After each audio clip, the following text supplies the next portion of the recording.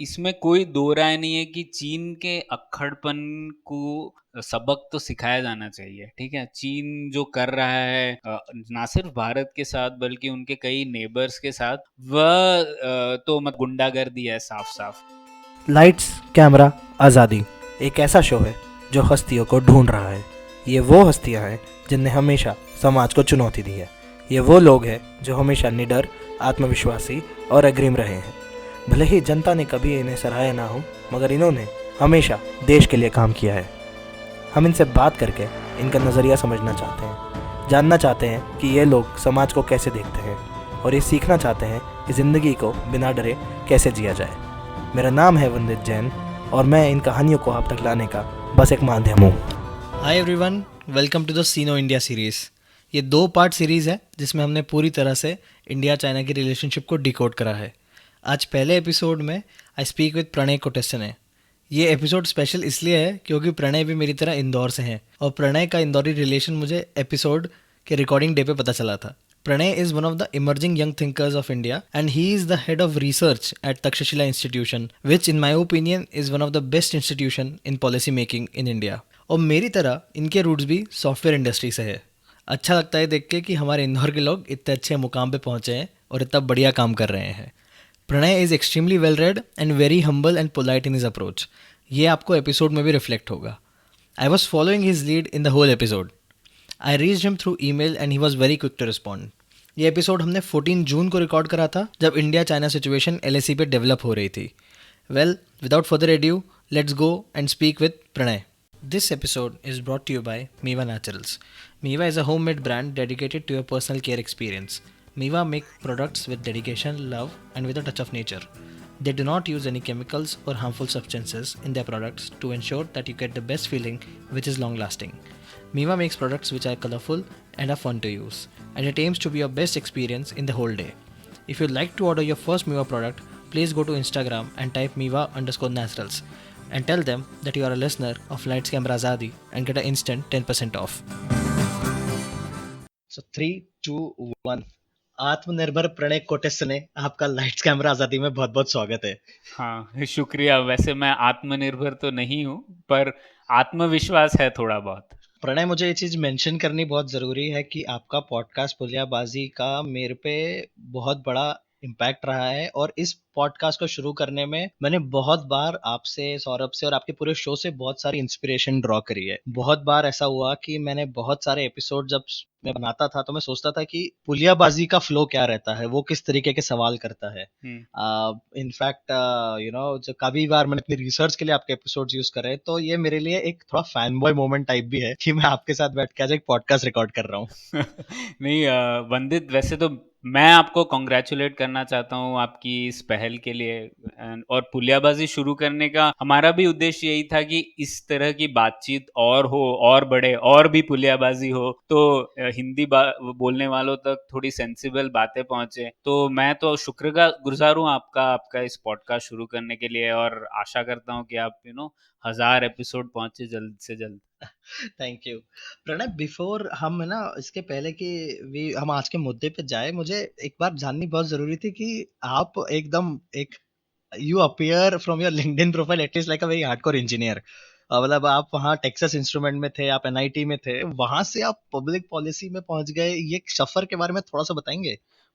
तो हुआ यूं कि मैं भी इंटरेस्टेड था, जैसे आप हैं पब्लिक पॉलिसी में, कि हमारी सरकार और हमारा गवर्नेंस ऐसा क्यों है भारत में, जो इतने प्रॉब्लम्स हैं वो प्रॉब्लम्स क्यों ऐसे चलते आ रहे हैं और हम लोग उन्हें सॉल्व नहीं कर पा रहे हैं कहीं। तो ये चीज़ हमेशा से खटकती थी मन में, और मैं 7 साल मैंने काम किया VLSI डिज़ाइन में वगैरह, फिर भी ये बात खटकती रही। थोड़ा ब्लॉगिंग वगैरह करता रहा, पर फिर भी एक दिशा नहीं मिल पा रही थी। फिर उसके बाद मैंने ऐसे ही इंटरनेट पर, या एक किसी दोस्त ने बोला टेक्सास इंस्ट्रूमेंट में कि अरे एक कोर्स है तक्षशिला का, graduate certificate in public policy. मैंने सोचा यार ट्राई करते हैं। It was a part time course. मैं जब क्वालकॉम में था तब मैंने कोर्स लिया, और तब मुझे एहसास हुआ कि हाँ, ये चीज़ है जो मैं करना चाहता हूँ, लोगों को अपने विचार बताना चाहता हूँ। मैं इकोनॉमिक रीजनिंग और पब्लिक पॉलिसी समझ के मुझे लगा कि अब मैं इक्विप्ड हूँ अपनी बात बेहतर बताने के लिए लोगों को। तो वो वहीं से सफ़र शुरू हुआ, और फिर मैंने फेलोशिप की तक्षशिला में, और उसके बाद मुझे लगा कि 7 साल एक सेक्टर में काम कर लिया है, अब मुझे ट्राई करता हूँ मैं पब्लिक पॉलिसी में, अगर नहीं काम चला तो वापस चला जाऊँगा वीएलएसआई डिज़ाइन में। ऐसा सोच के मैंने 2014 में डिसाइड किया कि मैं पब्लिक पॉलिसी में फुल टाइम प्लंज लेता हूँ, और बस 2014 से अब 2020 हो गए, मैं इसी सेक्टर में हूँ। बस इंटरेस्ट रहा फॉरेन पॉलिसी, पब्लिक फाइनेंस, मतलब मैं अपने आप को कहता हूँ कि मैं एस्पायरिंग हरफन मौला हूँ, तो कोशिश रहती है मेरी कि काफ़ी चीज़ों को इंटीग्रेट करूँ, कई सेक्टर से अलग-अलग नॉलेज लेकर लोगों तक पहुँचाऊँ और खुद भी सीखूँ। तो बस वही रहा है, इंटरेस्ट है बस। और अभी आप क्या एग्जैक्टली करते हैं, ये एक बार लिसनर्स को थोड़ा सा बताएंगे एकदम ब्रीफ में? तो मैं एक तो पब्लिक पॉलिसी पढ़ाता हूँ, और मैं फॉरेन पॉलिसी पे रिसर्च करता हूँ। तो ये छोटे में ये चीज़ है, फंडामेंटल्स इन पब्लिक पॉलिसी सिखाता हूँ, और इंटरेस्ट एरियाज रिसर्च में मेरे हैं वर्ल्ड ऑर्डर, तो उस पे हमारी एक किताब आ रही है जल्द ही, और उसके अलावा मैं पाकिस्तान, अफ़गानिस्तान पर भी रिसर्च करता हूँ। और एक और सेकेंडरी रिसर्च एरिया है मेरा पब्लिक फाइनेंस, तो कैसे केंद्र और राज्य सरकारों के फाइनेंशियल रिश्ते होने चाहिए, क्यों हमारी सेंट्रली स्पॉन्सर्ड स्कीम काम नहीं करती, वो सब चीज़ें में मेरी रुचि है, उस पर ही काम करता हूँ। कि मुंह से मैंने पहली बार ये टर्म सुना था, इकोनॉमिक नेशनलिज्म, आर्थिक राष्ट्रवाद। हम्म। इसका मतलब क्या होता है और ये आता कैसे है? हाँ हाँ, ये आजकल बहुत ही प्रचलन में है ना, आत्मनिर्भर, बहुत सारे नाम है इसके। हाँ, वैसे तो हाँ। आर्थिक राष्ट्रवाद जो नाम आपने बोला, ये मुझे थोड़ा शब्द ठीक नहीं लगता है, पता है, ये फ्रेज। तो राष्ट्रवाद हम कह सकते हैं एक विचारधारा है ना, मतलब हम कहते हैं कि राष्ट्रवाद का अर्थ है राष्ट्र सर्वोपरि है, उसके इंटरेस्ट सबसे ज्यादा जरूरी। पर जब इसके आगे हम एक विशेषण डाल देते हैं आर्थिक राष्ट्रवाद, तो यह एक विचारधारा नहीं रह जाती, क्योंकि आपको लगेगा कि आर्थिक राष्ट्रवाद का मतलब क्या है। क्या आप भारत के प्रोड्यूसर्स को हेल्प करना चाहते हैं? क्या आप भारत के कंज्यूमर्स को हेल्प करना चाहते हैं? क्या आप भारत के ही कैपिटल को इंक्रीज करना चाहते हैं? तो ये सब जो प्रश्न है, ये इकोनॉमिक नेशनलिज्म में आंसर नहीं कर पाता है इकोनॉमिक नेशनलिज्म। तो इसीलिए मुझे नहीं लगता ये एक विचारधारा भी है, ये एक आउटकम हो सकता है। अगर हमारे भारत में बहुत सारी कंपनियां हो गई, बहुत सारी प्रोस्पेरिटी हो गई, तो हम कह सकते हैं कि हमारा इकोनॉमिक नेशनलिज्म सक्सेसफुल हुआ। तो ये आउटकम हो सकता है, लेकिन एक विचारधारा नहीं हो सकती। खैर, तो अगर हम इकोनॉमिक नेशनलिज्म की डेफिनेशन में जाए, तो उसे ये कह सकते हैं कि वो नीतियां जो डिजाइन की जाती हैं किसी राष्ट्रीय इकोनॉमी को बचाने, बढ़ाने या बनाने के लिए विश्व मार्केट के संदर्भ में, तो उसे कहेंगे हम लोग इकोनॉमिक नेशनलिज्म, है ना। तो जैसे हम लोग कहते हैं कि हमारी भारत की कंपनियों को ग्रो करना है, तो हम दूसरे देशों से जो हम इंपोर्ट करते हैं वो बंद कर दें। तो ये हम लोग ब्रॉडली कह सकते हैं आर्थिक राष्ट्रवाद में आता है। तो इसके कई वेरिएंट्स हैं, वो हम लोग डिस्कस कर सकते हैं। तो ब्रॉडली इसे ही कहते हैं इकोनॉमिक नेशनलिज्म, ठीक है। और वैसे इकोनॉमिक नेशनलिज्म सिर्फ भारत में ही नहीं होता है, बहुत सारे देशों में ये आइडिया है कि हमें अपने इंडस्ट्रीज बढ़ाने हैं, हमें अपना वर्चस्व करना है वर्ल्ड मार्केट में। तो इसीलिए ये एक कॉमन आइडिया है, और ये कई देशों में आया है। सबसे पहले तो हम लोग भारत में देखें तो सबसे पहले इसका ये जो आइडिया है इकोनॉमिक नेशनलिज्म का, ये स्वदेशी मूवमेंट के दौरान आया था। तो बिपिन चंद्रा की बहुत अच्छी किताब भी है इकोनॉमिक नेशनलिज्म ड्यूरिंग 1880 टू 1905, जब वो डिस्कस करते हैं कि कैसे इकोनॉमिक नेशनलिज्म पॉपुलर हुआ भारत में। और तब तो आप समझ सकते हैं कि क्या कारण होगा, क्योंकि भारत को एक्सप्लॉइट कर रहे थे अंग्रेज लोग। कॉलोनियल रूल में हमारे यहाँ से रॉ मटेरियल एक्सपोर्ट हो रहा था और वो इंपोर्ट किया जा रहा था। हमारी एक्सचेंज रेट ऐसे एस्टेब्लिश की गई थी कि इंपोर्ट ज़्यादा हो रहा था। तो उसकी वजह से लोगों में एक भावना आई कि अरे, हमें तो हमारा शोषण हो रहा है, हमारी इकोनॉमी का शोषण हो रहा है, हमारे फार्मर्स का शोषण हो रहा है। और इसीलिए यह आइडिया आया कि हमें बाहर की जो प्रोडक्ट्स है उन्हें बॉयकॉट करना है, हमें भारत में ही सब कुछ बनाना है, और तब स्टार्ट हुआ इकोनॉमिक नेशनलिज्म भारत। मुझे जो आप बोल रहे हैं कि एक ऐसी नीतियां जो राष्ट्र के लोगों और राष्ट्र के कंपनीज को ज्यादा हेल्प करे, बट ये तो सभी देश करते होंगे ना। सभी देश ये चाहते होंगे कि उनकी कंट्री में और उनके यहाँ के लोगों को ज्यादा बेनिफिट हो उनकी इकोनॉमिक पॉलिसीज से। तो इसमें डिफरेंट क्या है? हाँ, बिल्कुल। तो वही मैं बोल रहा हूँ कि अल्टीमेटली जो ऑब्जेक्टिव है सब लोगों का, हर देश का यही चाहता है कि हम लोगों का वर्चस्व बढ़े, है ना? लेकिन उसको हम लोग कैसे अचीव करते हैं, वो अलग-अलग नीतियों से डिटरमिन होता है। तो कुछ लोग कह सकते हैं कि अरे, अगर हमें ग्रो करना है, तो क्यों ना हम ऐसा करें कि विदेश से जो भी आता है, उसे बंद कर दें और हम लोग खुद ही सब कुछ प्रोड्यूस करेंगे। तो उसकी वजह से काफ़ी प्रॉब्लम हो सकते हैं, जो हम डिस्कस कर सकते हैं। तो उसकी वजह से ऐसा नहीं होगा कि हमें समृद्धि आ जाएगी और सब लोग हम प्रोड्यूस करेंगे और हम सब लोग वही कंज्यूम करेंगे। उससे और काफ़ी नेगेटिव इम्पैक्ट भी हो सकता है। तो यही है, इकोनॉमिक नेशनलिज्म आइडियोलॉजी के तौर पर नहीं काम करता, लेकिन आउटकम हो सकता है समृद्धि का। एग्जाम्पल्स आप बताएंगे कुछ इकोनॉमिक नेशनलिज्म के अक्रॉस द वर्ल्ड? जैसे I think India US China trade war भी शायद एक उसका आउटकम है। जो हाई टैरिफ्स लग रहे हैं चाइनीज गुड्स पे इन यूएस, और कहाँ कहाँ पे आपको ये दिखता है? तो ये बहुत सारे उदाहरण हैं, मतलब इकोनॉमिक नेशनलिज्म के ज़रिए काफ़ी सारे हैं, तो मैं आपको बताता हूँ एक-एक करके। एक तो सबसे पहले होता है संरक्षणवाद, जिसे कहते हैं प्रोटेक्शनिज़्म, है ना? तो उसमें कैसे काम करता है, तो आइडिया यही है कि बाहर की चीज़ों को बंद करेंगे, तो हम लोग खुद अपना चीज़ें प्रोड्यूस करने लग जाएँगे। ऐसा होता नहीं है, तो मैं आपको उदाहरण देता हूँ। जैसे जब ग्रेट डिप्रेशन हुआ था 1929 के अराउंड, तो उसके बाद अमेरिका में भी एक एक्ट आया था जिसे स्मूथ हॉली कांग्रेशनल बिल कहते हैं। जून 1930 के करीब का बिल है ये। तो उसमें उन्होंने क्या बोला कि अरे देखिए, इकोनॉमी इतनी डाउन हो चुकी है, इकोनॉमी को डाउन हो चुकी है, तो उसे वापस अगर हमें बढ़ाना है, यही स्थिति वैसे आज भी है। तो लोगों ने कहा कि वापस हमें इकोनॉमी को बढ़ाना है, पूरे देश विश्व में डिप्रेशन फैला हुआ है, तो क्यों ना हम इंपोर्ट टैरिफ्स को बढ़ा दें। तो दो कम से कम 20,000 यूएस गुड्स पर इंपोर्ट टैरिफ्स बढ़ा दी गई उस टाइम पर। तो उससे क्या हुआ होगा, आप बताइए, उससे क्या हुआ होगा? गेस करते हैं। मेरे ख्याल से लोगों ने खरीदना और कम कर दिया होगा, बिकॉज वहां पे टैरिफ्स बढ़ गए। और उसके हम्म। कारण शायद सप्लाई हम्म। डिमांड पे एक इफेक्ट बहुत ज्यादा, मतलब शायद डिमांड बहुत ड्रॉप हो गई और जितना गुड आ रहा था वो भी नहीं आया। हुँ, ठीक है, बिल्कुल। तो ये देखिए, एक चीज़ तो क्या होती है, इम्पोर्ट क्यों होता है? इम्पोर्ट इसलिए होता है क्योंकि हमारे जो कंज़्यूमर्स हैं, वह चाहते हैं कि हर चीज़ की हम लोग कम से कम हाँ। कीमत दें, है ना? हम लोग क्यों चाहेंगे कि सेम चीज़, सेम क्वालिटी की चीज़ को हम लोग डबल हम्म। प्राइस क्यों देना चाहेंगे, है ना?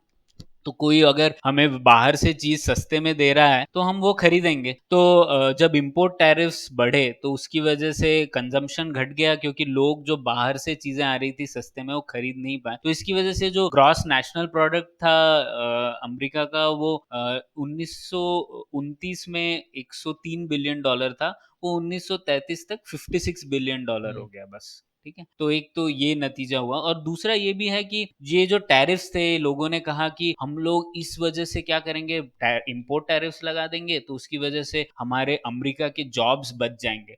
पर अगर आपने जैसे बोला डिमांड घट गई होगी, तो उसकी वजह से खुद कंपनियां बंद होने लग गई, और अनएम्प्लॉयमेंट जो 1930 में 8% था, वो 1932 तक सिर्फ 25% तक पहुंच गया। तो आप कह सकते हैं कैसा हुआ। और तीसरी चीज़ ये भी है कि ये जो रिटेलिएशन हुआ, तो क्योंकि अमेरिका ने इंपोर्ट टैरिफ्स लगाए, तो दूसरे देश ऐसे तो नहीं है कि वो हाथ पे हाथ रख कर बैठे थे, तो उन्होंने भी फिर टैरिफ्स लगाए। तो उसकी वजह से जो यूएस एक्सपोर्ट करता था, उस पे एक्स्ट्रा टैरिफ्स लग गए, तो यूएस के जो कंपनीज थे जो एक्सपोर्ट कर रहे थे, वो कर नहीं पाए, और वहां से फिर और अनएम्प्लॉयमेंट हुई। तो ये एक, जैसे आप कह सकते हैं, एक किसी ने अटैक किया और फिर दूसरे ने अटैक किया, एस्केलेट होने लग गई ये बात, और उसकी वजह से पूरे विश्व में एक डिप्रेशन का माहौल और भी फैल गया।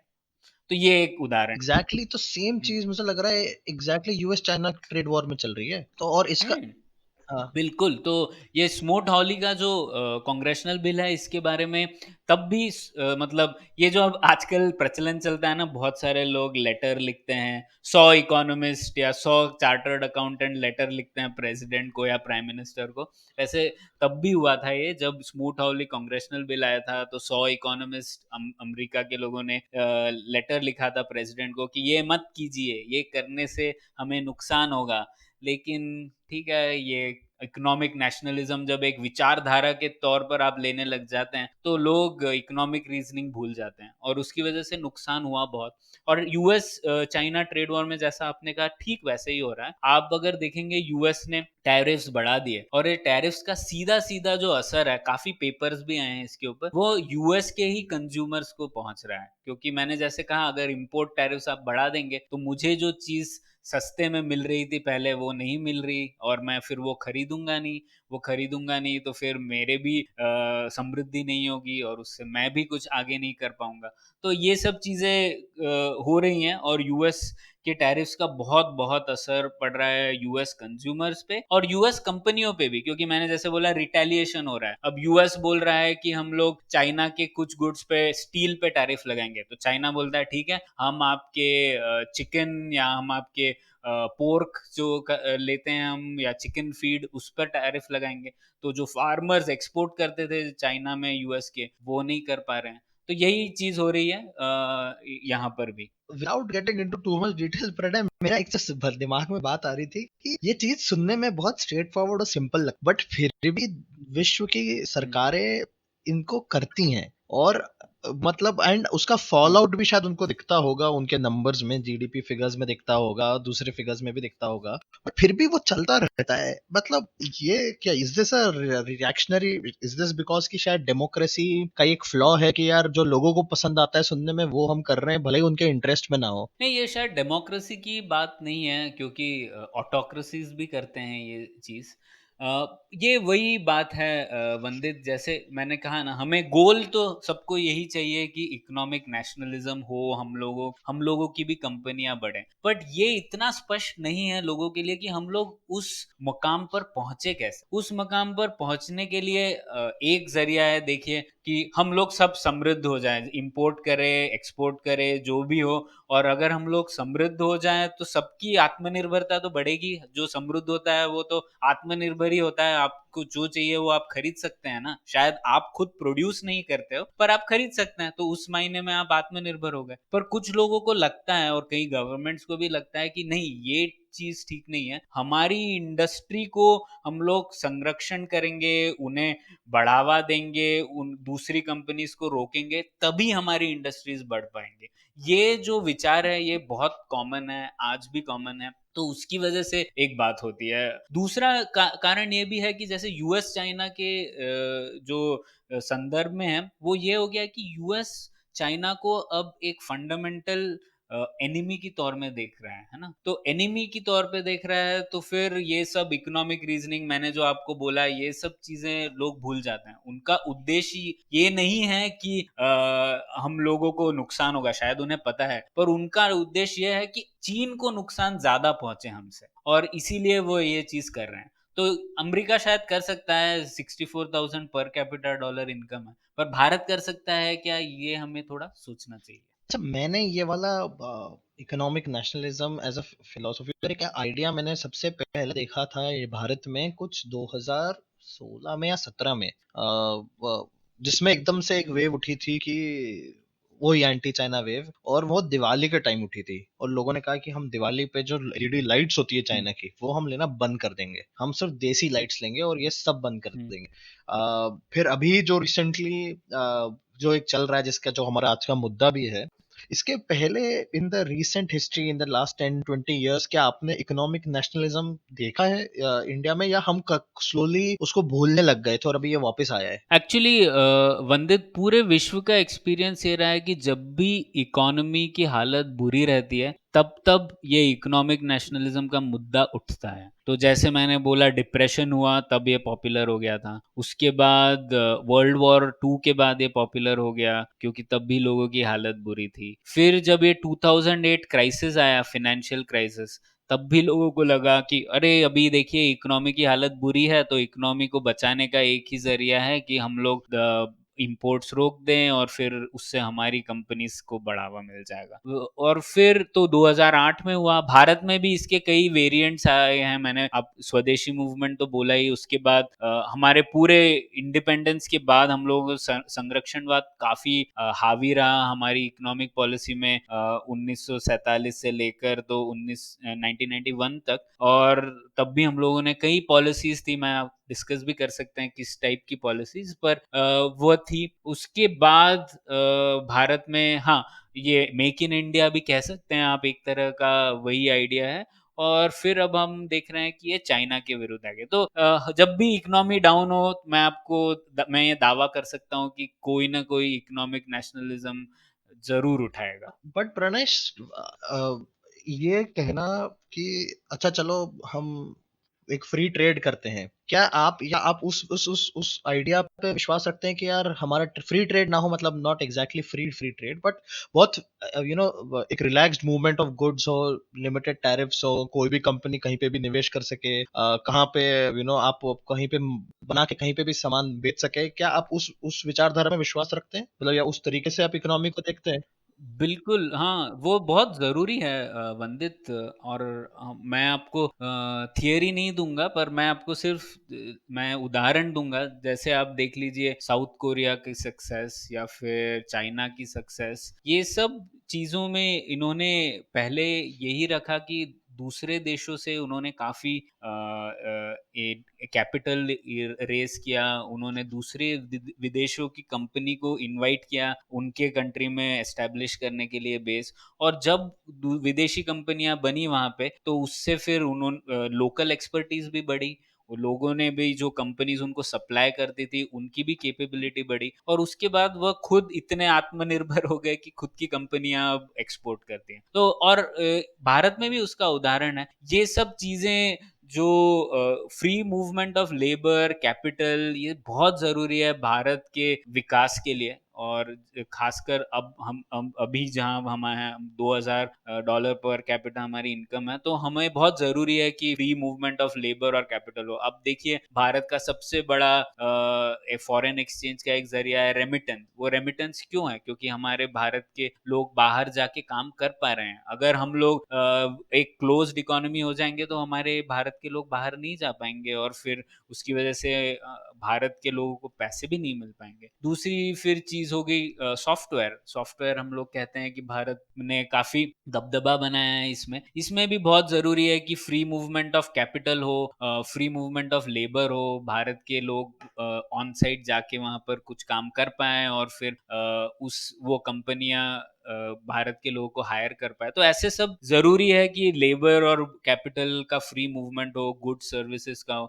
क्योंकि ये हमेशा ध्यान रखना चाहिए वंदित कि जब ट्रेड होता है, तो ट्रेड का फायदा दोनों साइड को होता है। ट्रेड से सोशल वेलफेयर होता है, क्योंकि वो एक्सचेंज जो होता है वो वॉलेंट्री है, मतलब वो एक्सचेंज किसी पे लादा नहीं जा रहा है, हम लोग कर रहे हैं वो एक्सचेंज क्योंकि हमें वो फायदा होता है। तो जितना फायदा होता है दोनों साइड का, उतना सोशल वेलफेयर भी ज्यादा होता मूविंग फॉरवर्ड प्रणय, जो हमारा आज का मुद्दा है कि इंडिया चाइना के रिलेशनशिप और फ्रॉम इकोनॉमिक स्टैंड पॉइंट वो इकोनॉमिक राष्ट्रवाद, तो इंडिया और चाइना का जो एक मूलभूत से जो उनका उनका रिलेशनशिप रही है इकोनॉमिक स्टैंड पॉइंट से, वो कैसी रही है। और मैं कुछ फैंसी स्टैटिस्टिक्स लाया हूँ कि इंडिया एक्सपोर्ट्स अराउंड है। 16.7 billion dollar, and you can correct me if they are wrong और नॉट। 16.7 बिलियन डॉलर का हम हम्म, एक्सपोर्ट करते हैं चाइना से, वाइल इंपोर्ट हमारा 70.3 बिलियन डॉलर का होता है, तो ऑलमोस्ट 53.6 बिलियन डॉलर का हमारा ट्रेड डेफिसिट है उनके साथ। और चाइना के exports to hmm, India accounts for only 2% of its total exports. और ये तो मतलब, और देयर आर मल्टीपल हम काफी from smartphone, industrial goods, vehicle, solar cells, pharmaceutical, drugs for tuberculosis, leprosy, antibiotics, हम काफी सारी चीजें वो इंपोर्ट करते हैं from China. There are companies like Xiaomi, Vivo, Realme, Oppo, जो कि डोमिनेट कर रही है हमारे 60% of smartphone market. And 30% of India's automobile components are met from China, and about 90% of country's toy market is occupied by Chinese product. तो मतलब हमारी बहुत ज्यादा डिपेंडेंसी है उन पे, और सडनली एक वेव निकलती है कि चाइना को बैन करो या चाइना को नहीं करो। तो मेरा ये सवाल है, पहली बात तो what do you think, like what do when you think of these stats and India's relationship with China, what is the first thought that comes to your mind? Vandit, इसको डिस्कस करने से पहले हम लोग कई प्रकार के जो इकोनॉमिक नेशनलिज्म है उसके बारे में बात कर लेंगे, तो बिल्कुल फिर ये बिल्कुल। समझने में थोड़ी हाँ सहूलियत होगी। ठीक है, तो मैं कह रहा था हम लोगों ने एक संरक्षणवाद और इम्पोर्ट टैरिफ्स रेस करना एक काफ़ी डिस्कस किया। वो तो इकोनॉमिक नेशनलिज्म के और कई जरिए भी होते हैं, एक बार वो हाँ हाँ डिस्कस कर लेते हाँ हैं हाँ यहाँ श्योर। पर आने से पहले। ठीक है, तो एक आता है जैसे एक तो हो गया संरक्षणवाद, दूसरा हो गया हम लोग सब्सिडी देते हैं लोकल बिजनेसेस को। तो ये काफी common form of economic nationalism है और शायद हर राष्ट्र करता है, और मैं कहूंगा शायद ये थोड़ा जरूरी भी है, और भारत तो करता ही है, काफी देश करते हैं। ठीक है, तो ये एक सब्सिडी टू लोकल बिजनेसेस हो गया दूसरा टाइप का। तीसरा हो गया हम जो कहते हैं नेशनलाइजेशन, वह भी एक तरह का इकोनॉमिक नेशनलिज्म है, क्योंकि लोग कहते हैं कि अरे कभी अगर किसी सरकार को लगता है कि ये जो कंपनियां हैं ये हमारे राष्ट्र हित में काम नहीं कर रही हैं, तो वह उसका राष्ट्रीयकरण कर देते हैं या फिर नेशनलाइजेशन कर देते हैं। तो वो भी एक extreme form of economic nationalisation है। ठीक है, वो कहेंगे कि कंपनियां क्यों बनाए, प्राइवेट इंटरेस्ट क्यों काम करे, जो सरकार करेगी वही अच्छा होगा, इसीलिए नेशनलाइजेशन। फिर एक और टाइप का होता है रेस्ट्रिक्शन, वो गुड्स और सर्विसेज के टैरिफ्स के रूप में नहीं होता, उसे कहते हैं रेस्ट्रिक्शंस ऑन कैपिटल। मतलब जो पैसा बाहर से अंदर आ रहा है उसके ऊपर रेस्ट्रिक्ट कर दो। तो जैसे आपने सुना होगा भारत में एफडीआई रेस्ट्रिक्शंस हैं। तो जैसे कहते हैं कि एफडीआई आप मतलब हम्म। फॉरेन डायरेक्ट इन्वेस्टमेंट, भारत में आप जैसे न्यूक्लियर पावर प्लांट्स में नहीं कर सकते। तो एक तरीके से आप बोल रहे हैं कि हम लोग रेस्ट्रिक्ट कर रहे हैं आपकी इन्वेस्टमेंट बाहर से जो आती है, क्योंकि हम नहीं चाहते कि हमारी कुछ चीजें विदेशी कंपनी या विदेशी गवर्नमेंट्स ओन करे। तो उसे कहते हैं रेस्ट्रिक्शंस ऑन कैपिटल।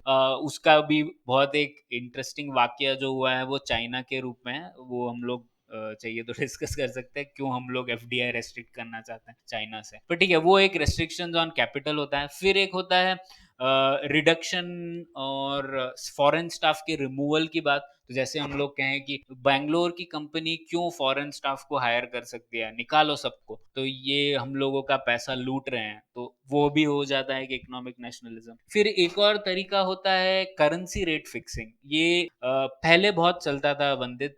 जैसे मैंने कहा, भारत में आज़ादी के पहले हमारा जो एक्सचेंज रेट था वह काफ़ी कंपैरेबल था यूएस यूके पाउंड के कंपैरिजन में। तो काफ़ी लोगों को एक्चुअली लगता है, आपने भी सुना होगा व्हाट्सएप पर तो ये चलती रहती है बातें, कि भारत बहुत स्ट्रांग हाँ था हाँ, तब। और आपने एक सुना है रुपया ना एक ये? डॉलर के बराबर कर दो तो हम बराबर हो जाएंगे यूएस। हाँ, हाँ। और तो भारत कितना समृद्ध था और अभी कितना नेगेटिव हो गया है, तो कितना नुकसान है। तो मैं इसको थोड़ा आपको समझाना चाहता हूँ।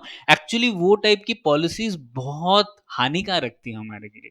क्यों? क्योंकि मैं आपको समझाता हूँ अब। तो देखिए, आप मान लीजिए कि ₹100 अगर 100 पाउंड के बराबर है, ठीक है? और तो इम्पोर्ट का फ़ायदा होगा, इम्पोर्ट करना आसान होगा इस दृष्टिकोण से कि एक्सपोर्ट करना। आपको क्या अगर लगता है? अगर ₹100 $100 के बराबर हो? मुझे लगता है कि ऐसा कुछ मेरे दिमाग में जो इमीडिएटली आता है, शायद फायदा नहीं होगा, क्योंकि फायदा तो तब होता है जब आपकी करेंसी थोड़ी वीक हो, और आप वहां से आपको डॉलर्स में पैसा आ रहा हो। तो मतलब अगर, है ना? हाँ, बिल्कुल। देखिए, जो भी एक्सपोर्ट करते हैं हम, फाइनली जो पैसा खरीद रहे हैं वो शायद पाउंड या डॉलर हाँ इसी में होगा, ठीक है? तो अब मान लीजिए अगर ₹100 का मुझे $100 की एक कोई मैं चीज़ बाहर एक्सपोर्ट कर रहा हूँ, और इंटरनली तो मुझे पैसा रुपए में काम हाँ। चलाना पड़ेगा, ठीक है? तो अगर ₹1 मुझे $1 का एक्सचेंज रेट हो, तो मैंने अगर $100 की चीज़ बेची अमेरिका को, तो मुझे हम्म वापस मिला ₹100। तो ₹100 हम्म। में मैं क्या खरीद सकता करेक्ट। हूँ आज की दुनिया में? कुछ नहीं, है ना? लेकिन अगर मेरा एक्सचेंज रेट से $100 का मुझे ₹1000 मिले, तो मुझे ज़्यादा इंसेंटिव है एक्सपोर्ट हम्म। करने का, है ना? करेक्ट। तो अगर एक्सचेंज रेट कम होता है, तो एक्सपोर्ट को फायदा होता है, अगर एक्सचेंज रेट हाई होता है तो इंपोर्ट्स को फायदा होता है। तो ठीक यही बात थी आज़ादी के पहले। तो हमारे जो ये ब्रिटिशर्स थे, इन्होंने जानबूझकर एक्सचेंज रेट कंपैरेबल रखा, जिससे कि इंपोर्ट ज़्यादा हो और एक्सपोर्ट कम हो, या फिर एक्सपोर्ट सिर्फ रॉ मटेरियल्स का हो। तो उसकी वजह से आप देखेंगे कि कई बार जो लैंकाशायर का कॉटन है या फिर जो भी वहां पर मैन्युफैक्चर होता था वो भारत में ही आ जाता था, क्योंकि इंपोर्ट के लिए ये बहुत सहूलियत थी बात, और भारत की चीजें बाहर पहुंच नहीं पाती थी। तो इनफैक्ट जब उस टाइम का जो इकोनॉमिक नेशनलिज्म था, तब लोग कह रहे थे और इकोनॉमिस्ट डिमांड कर रहे थे कि एक्सचेंज रेट कम होना चाहिए, ठीक है। और मनमोहन सिंह जी ने ये एक्चुअली अपने 1991 के जो लैंडमार्क इकोनॉमिक स्पीच है उसमें भी ये बात कही कि एक्सचेंज रेट कोई ईगो की बात नहीं है। एक्सचेंज रेट कम होने से ऐसा नहीं होगा कि आपको नुकसान हो जाएगा, एक्सचेंज रेट से आपका एक्सपोर्ट बढ़ेगा कम होगा तो। लेकिन थोड़ी देर बाद ये एक ईगो की बात हो गई कि 1 रुपया मतलब $1, और इसी वजह से बहुत फायदा हो रहा है। और वो धारणा अभी भी चल रही है, इसीलिए आपको भी व्हाट्सएप मैसेज आ रहे हैं, मुझे भी आ रहे हैं। तो ये भी एक तरीका होता है इकोनॉमिक नेशनलिज्म का, करेंसी रेट फिक्सिंग का। उसके अलावा एक और होता है फॉरेन पेटेंट्स जब्त करना। तो ये भी लोग करते हैं, बोलते हैं कि जो फॉरेन लोगों के पेटेंट्स है वो हम जब्त कर लेंगे क्योंकि हमारे देश में बना है। तो ये भी एक इकोनॉमिक नेशनलिज्म हो गया। और फाइनली मुझे लगता है सबसे extreme type of economic nationalism होता है जिसे मैं आत्मनिर्भरता ही कहूंगा, मतलब एक्सट्रीम फॉर्म ऑफ आत्मनिर्भरता, जिसे कहते हैं ऑटार्की इंग्लिश में। मतलब आप कहेंगे कि कुछ भी भारत से जा नहीं सकता, कुछ भी भारत में आ नहीं सकता, हम सब कुछ खुद अंदर ही बनाएंगे, वह हो जाता है ऑटार्की। और इसका सबसे प्राइम एग्जाम्पल नॉर्थ आज कोरिया। है नॉर्थ कोरिया। वो भी पूरी तरीके से ऑटार्किक नहीं है, लेकिन आपको तो पता ही है उसकी क्या हालत है। एक एक मेरा फॉलो अप क्वेश्चन था प्रणय, जब आपने करेंसी रेट फिक्सिंग की बात करी तो जैसे हम देख रहे हैं कि रुपी इज गेटिंग डिवैल्यूड 73 डॉलर वो हो गया है, 75 हम्म। तक भी चला गया बीच में। तो फिर उसको सीधा 100 क्यों नहीं कर देते और वो ज्यादा क्यों नहीं हो जाता, ये भी एक मेरा हम्म। सवाल था कि ये कैसे वर्क करता है। हुँ।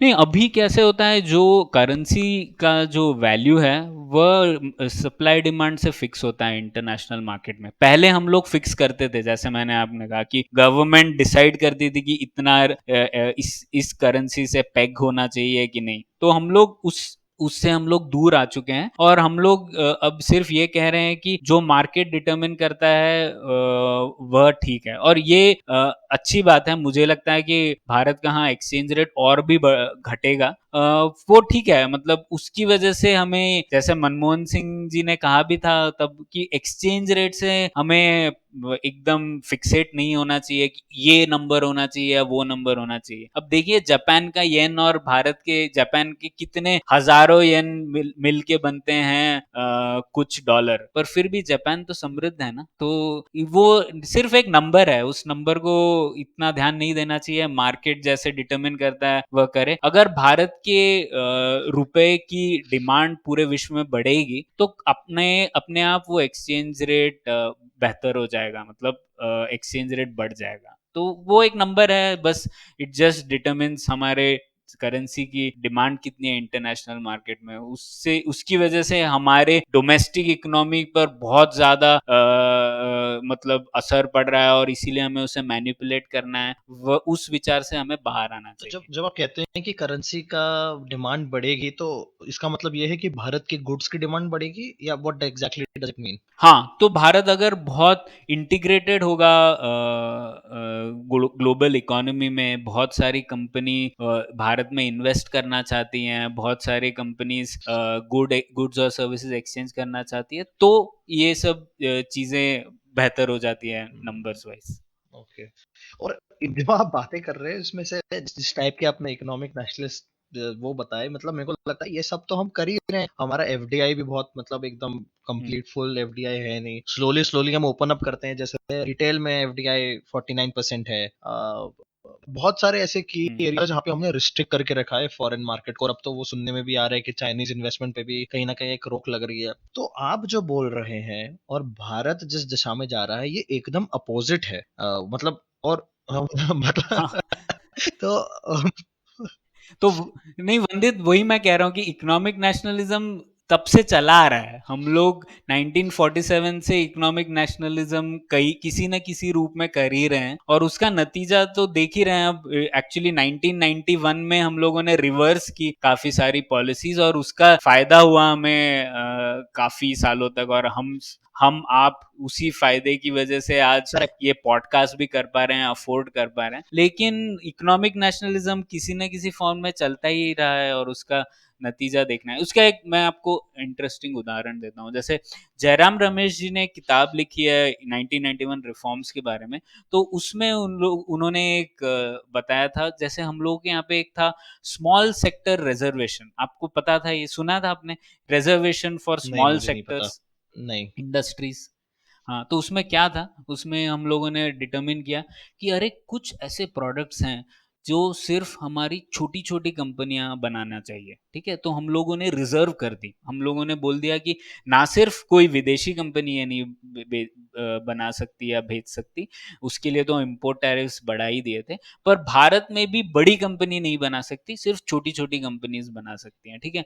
तो पहले इस लिस्ट में कुछ एक इम्पॉर्टेंट आइटम्स डाले उन्होंने, ठीक है। उसके बाद ये लिस्ट बढ़ती रही, ठीक है। तो मेरे पास नंबर्स हैं कुछ। तो 1967 में 47 आइटम्स थे इस लिस्ट में, 1978 में 504 हो गए, 1997 में 1000 से ज्यादा आइटम्स हो गए जो सिर्फ स्मॉल इंडस्ट्रीज बना सकती है। और आप मानेंगे नहीं, उस 1000 प्रोडक्ट्स में कई इलेक्ट्रिकल और इलेक्ट्रॉनिक गुड्स भी थे, और हम लोगों ने बोला कि वो सिर्फ स्मॉल सेक्टर कंपनीज बना सकती है। तो ऐसे टाइप का जब संरक्षणवाद होता है तो उसका क्या नतीजा होता है, उसकी वजह से जो हमारी एम्प्लॉयमेंट थी वो घट गई, क्योंकि छोटी कंपनीज प्रॉफिटेबल हो नहीं पाती, प्रॉफिटेबल नहीं हो पा रही थी, इसीलिए एम्प्लॉयमेंट भी नहीं बढ़ रहा था। तो इनफैक्ट जब ये डी रिजर्वेशन 2015 में फाइनली हम लोगों ने ये सब जो रिजर्वेशन था ये निकाला, और उसकी वजह से जो एम्प्लॉयमेंट था इन सब सेक्टर्स में वह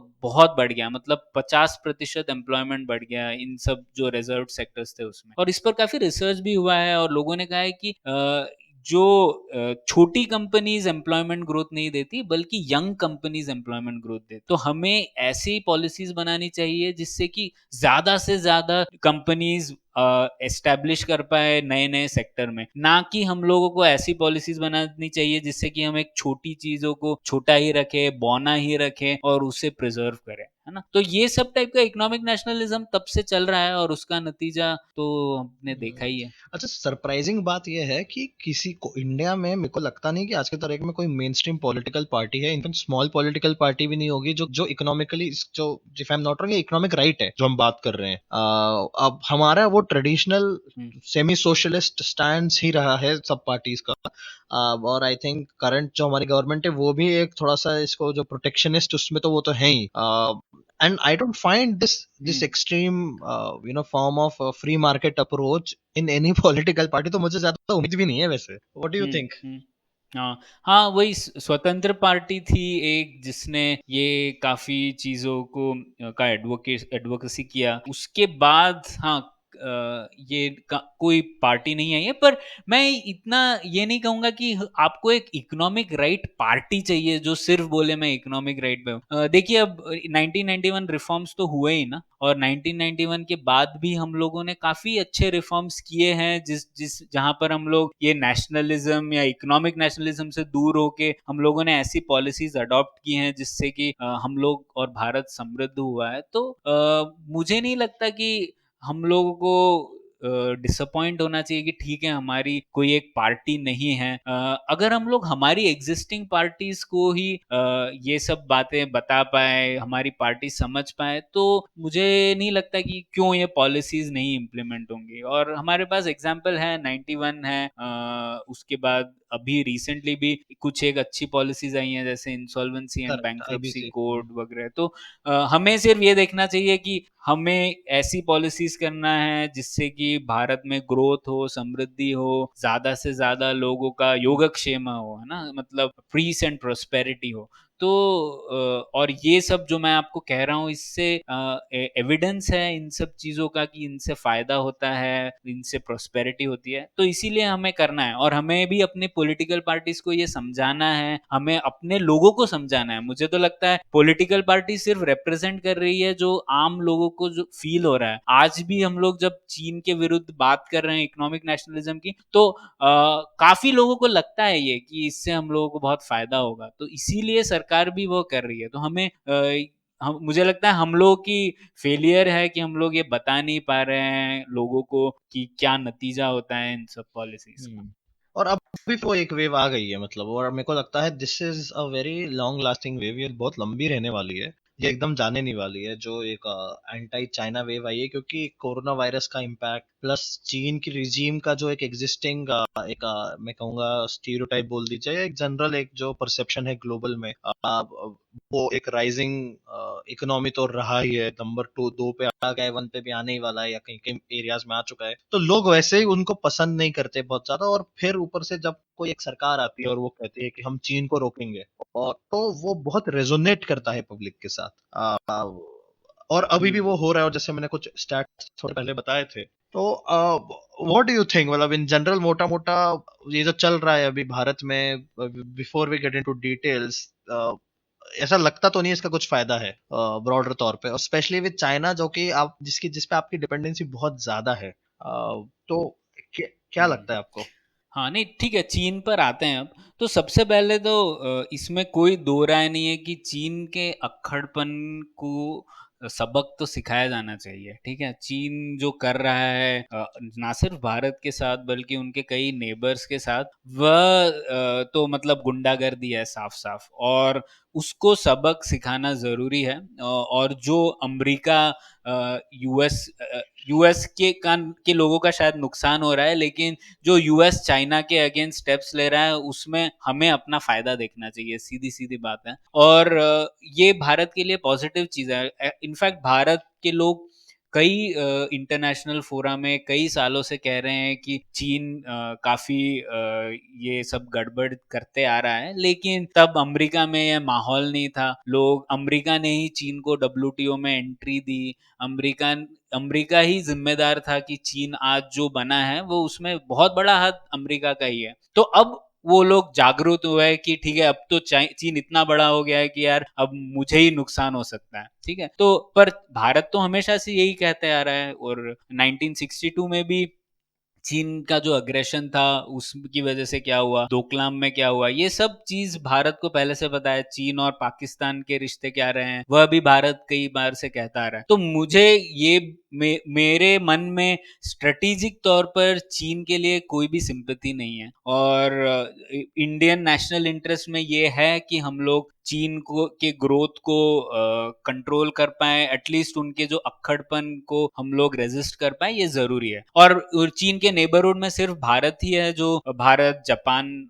और शायद ऑस्ट्रेलिया, ये कुछ दो तीन ही देश हैं जो इतने बड़े हैं कि ये मिल जाएं तो चीन को रेजिस्ट कर सकते हैं, वरना छोटी कंट्रीज हैं वो रेजिस्ट भी करना चाहे तो कर नहीं पाएंगे, ठीक है?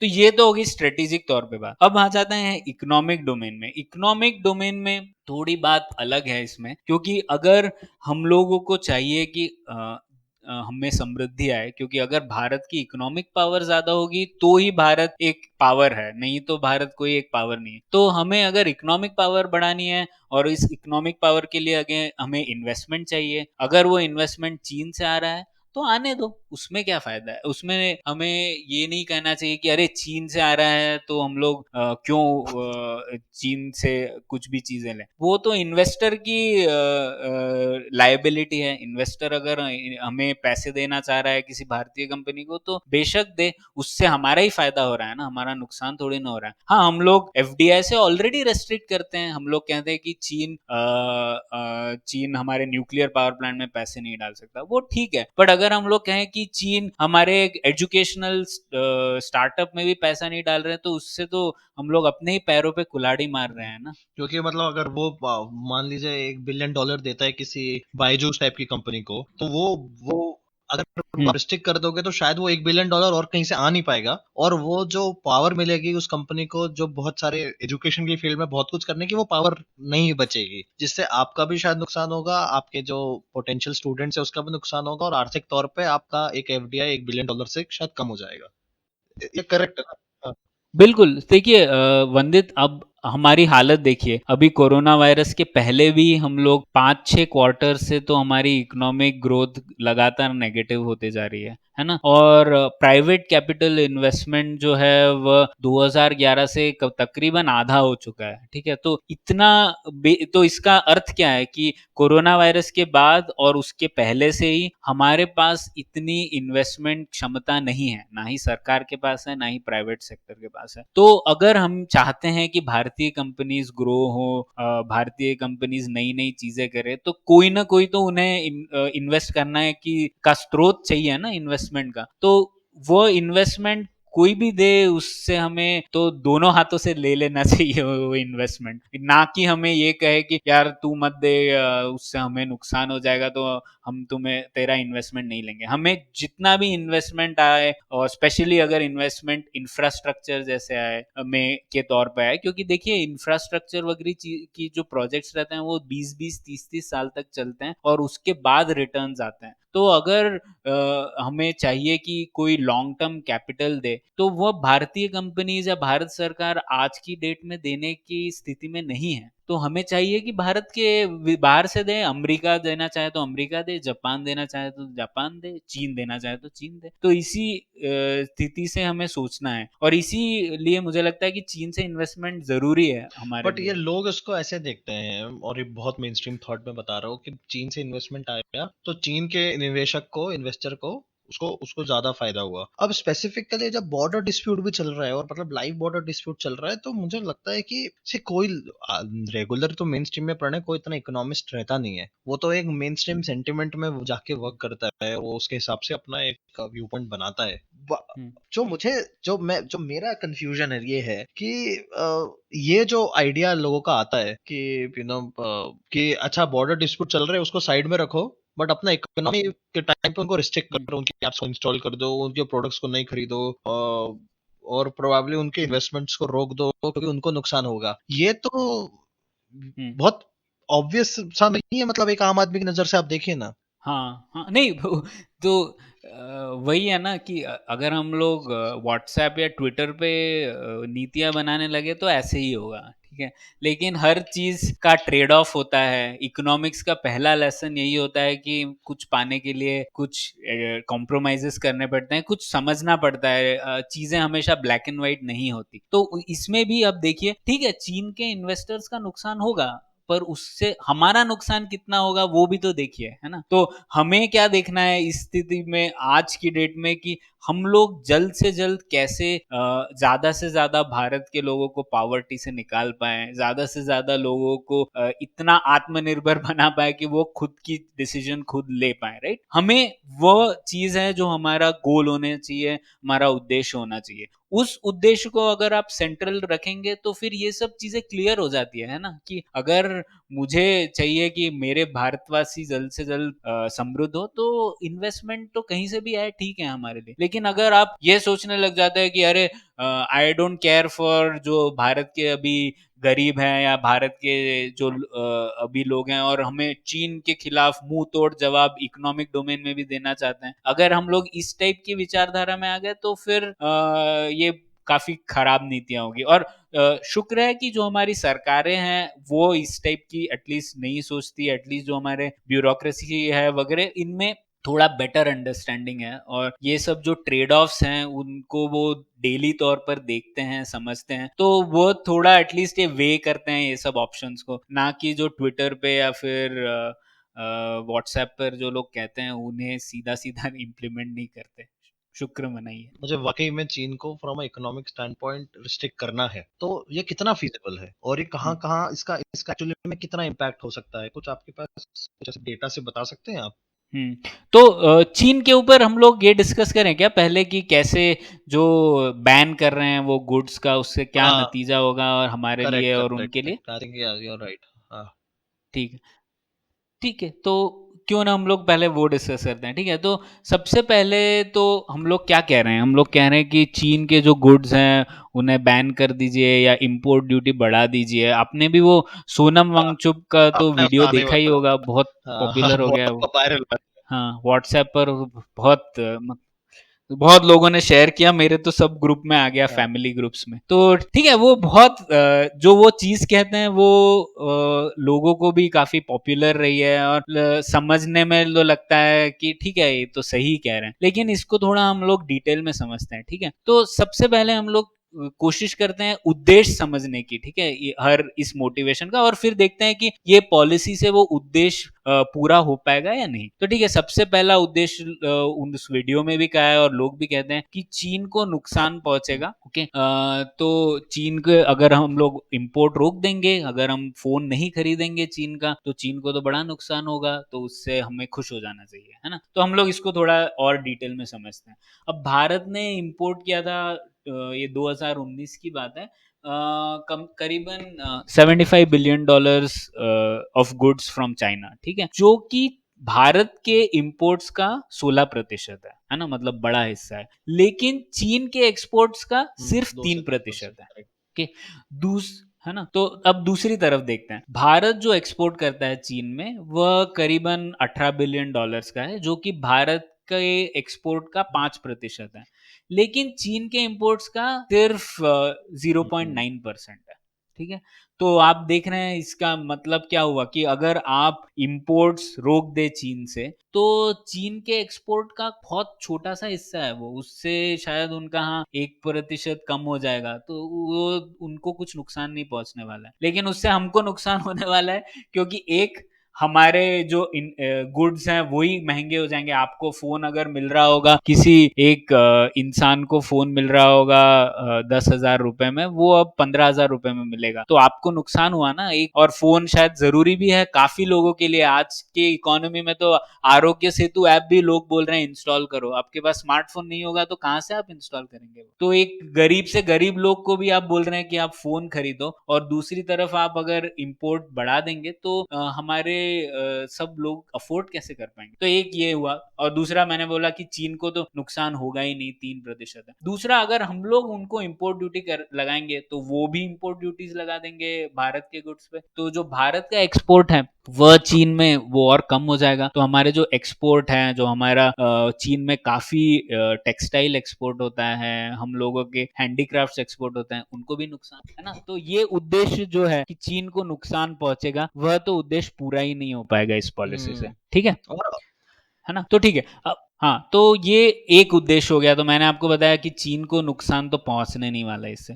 अब मान लीजिए दूसरा उद्देश्य इसका ये है, कई लोग कहते हैं कि हम लोग अगर चीन से इंपोर्ट करना रोक देंगे तो हम भारत के ही प्रोडक्ट्स खरीदेंगे, है ना, ये भी एक कहा जाता है लोग। लेकिन हम यह नहीं देख रहे हैं कि चीन के साथ जो हमारे इंपोर्ट बास्केट में है वो हाँ, क्या है, क्या है? तो एक तो लोगों को अक्सर लगता है कि सिर्फ फोन और प्लास्टिक प्रोडक्ट्स हैं, है ना, पर एक्चुअल में ये नहीं है, बल्कि हमारे काफी जो इंटरमीडिएट गुड्स हैं जिनका भारतीय कंपनियां खुद प्रयोग करती हैं अपने प्रोडक्ट्स बनाने के लिए, वह चीन से आते हैं। तो जैसे कि जो हमारा इंपोर्ट बास्केट है चीन का, उसमें 30% इलेक्ट्रिकल और इलेक्ट्रॉनिक मशीनरी है, 11% ऑर्गेनिक केमिकल्स हैं, ये सब चीजें हैं। तो हमारी जो कंपनियां हैं वह भी उत्पादन करने के लिए चीन से इंटरमीडिएट प्रोडक्ट बना मंगवा रही हैं, या तो मशीनरी मंगवा रही है या केमिकल्स मंगवा रही है वगैरह। तो अगर हम इंपोर्ट ड्यूटीज बढ़ा देंगे तो क्या नतीजा होगा इन कंपनीज पे? ये प्रोड्यूस नहीं कर पाएंगी, ये उत्पादन नहीं कर पाएंगी, इनकी खुद की जो कॉम्पिटिटिवनेस है पूरे विश्व मार्केट में घटेगी, भारत में भी घटेगी। तो इससे हम हमारे भारत, ऐसा नहीं होगा कि हम भारत के प्रोडक्ट्स खरीदने लग जाएंगे, बल्कि भारतीय कंपनीज को उल्टा नुकसान पहुंचेगा। तो आपने शायद आपके ब्लॉग पे भी लिखा है वो, हम्म। उसमें कई ऐसे चीजें हैं जो मुझे लगता नहीं उसका सब्स्टिट्यूट इंडिया इंडिया में होगा, मतलब nuclear reactors, boilers, television image, sound recorders, appliances, organic chemical, तो ये तो फर्टिलाइजर्स तो चलो फिर भी ठीक है, बट बहुत सारी ऐसी चीजें शायद इंडिया में एकदम से तो ऐसा होगा नहीं कि इंडियन कंपनीज बनाने लग जाएं और कल से अवेलेबल हो जाए, वो उसमें भी बहुत टाइम लग जाएगा। बिल्कुल, बिल्कुल। ठीक बात कही आपने, तो उसके लिए टाइम लगेगा, तो हम लोग आएँगे कि भारत को क्या करना चाहिए वो एंड में डिस्कस करेंगे। लेकिन आपने जो कहा वो बिल्कुल ठीक है, ऐसा तो नहीं होगा कि अचानक से हम लोग एक नई कंपनी इमर्ज हो जाएगी और कल से प्रोड्यूस करना शुरू कर देगी। तो इसका उल्टा नुकसान हम पर ही होगा। हाँ जी।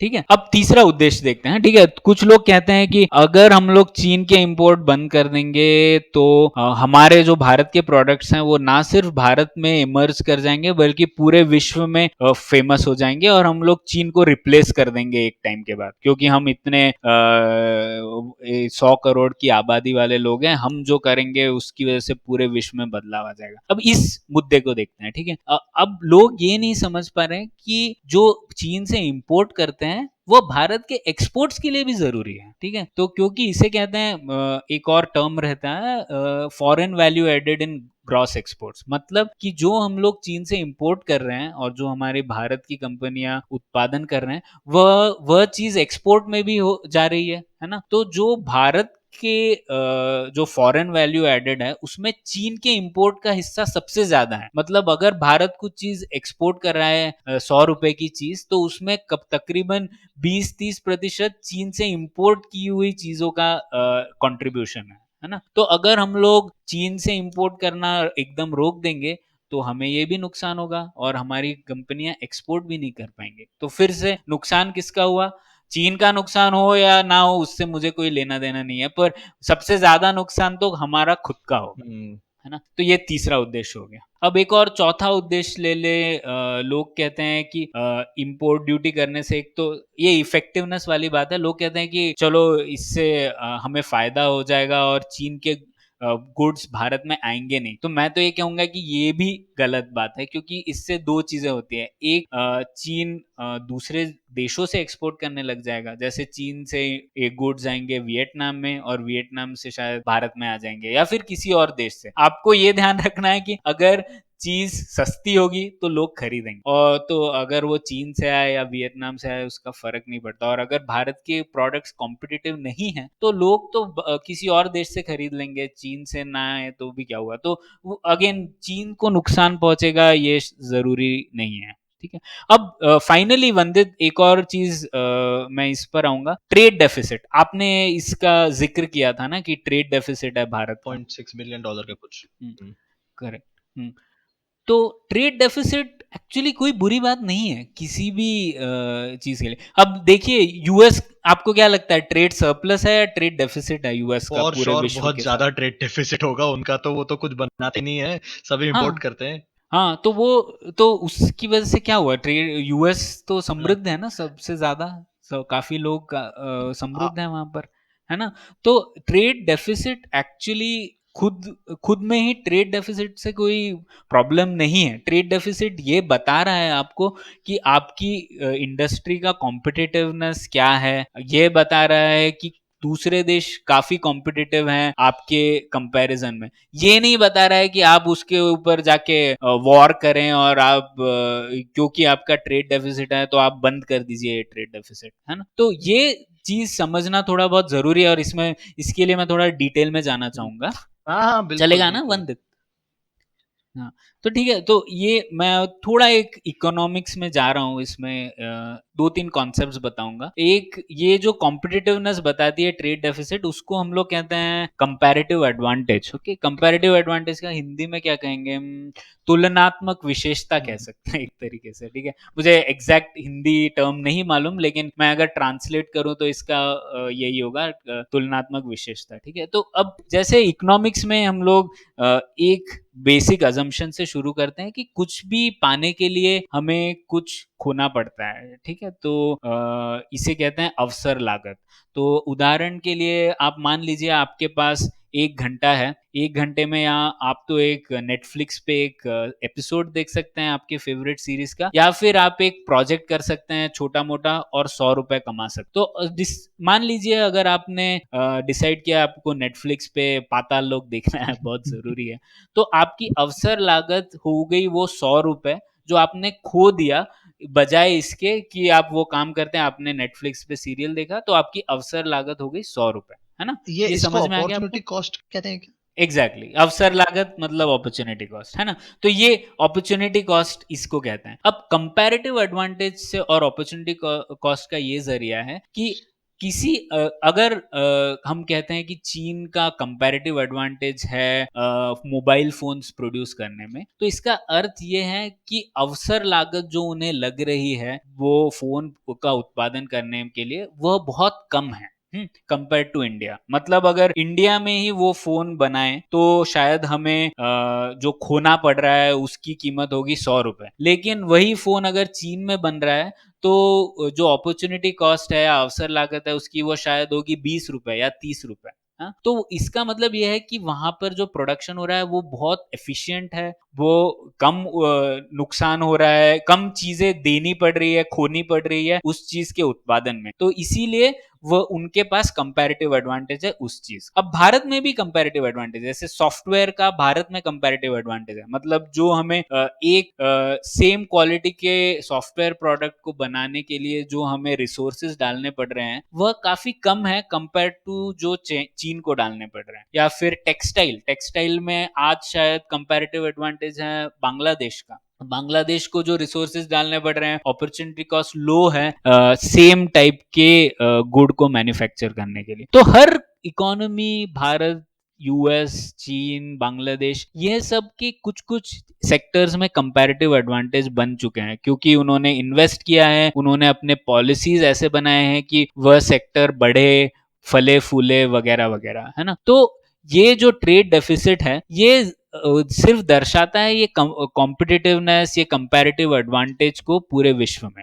ठीक है, तो इसकी वजह से ट्रेड डेफिसिट हो ये बिल्कुल बुरी बात ऐसा नहीं है। कंपैरेटिव एडवांटेज, इससे हमें ये सीख लेनी चाहिए कि चीन के पास कंपैरेटिव एडवांटेज है फोन बनाने में, और अगर हमें खुद फोन बनाना है तो हमें भी ऐसी पॉलिसीज बनानी पड़ेंगी जिससे कि हमारी कंपनी चीन जैसी हो जाए। और उसका मतलब ये नहीं है कि हम चीन के इंपोर्ट्स ही रोक दें, बल्कि हम लोग को चीन से सीखना चाहिए कि चीन ने ऐसा क्या किया है कि उनकी फोन प्रोडक्टिव हो जाए, उनकी कंपैरेटिव एडवांटेज बढ़ गई, ऐसा क्या किया कि उनकी अपॉर्चुनिटी कॉस्ट कम हो गई, और हमें वह चीजें खुद इंप्लीमेंट करनी है। इंडिया का, मैं बस एक पॉपअप क्वेश्चन आया था मेरे दिमाग में कि इंडिया का पिछले कुछ टाइम में अपार्ट फ्रॉम सॉफ्टवेयर का बहुत ज्यादा शायद कहीं कोई मेजर इंडस्ट्री में कंपैरेटिव एडवांटेज मेरे ख्याल से बना नहीं है, या जिसको हम कहते हैं विश्व गुरु, हम बने नहीं है किसी एक पर्टिकुलर एरिया में अपार्ट फ्रॉम सॉफ्टवेयर। ये सही है या डू यू थिंक सो?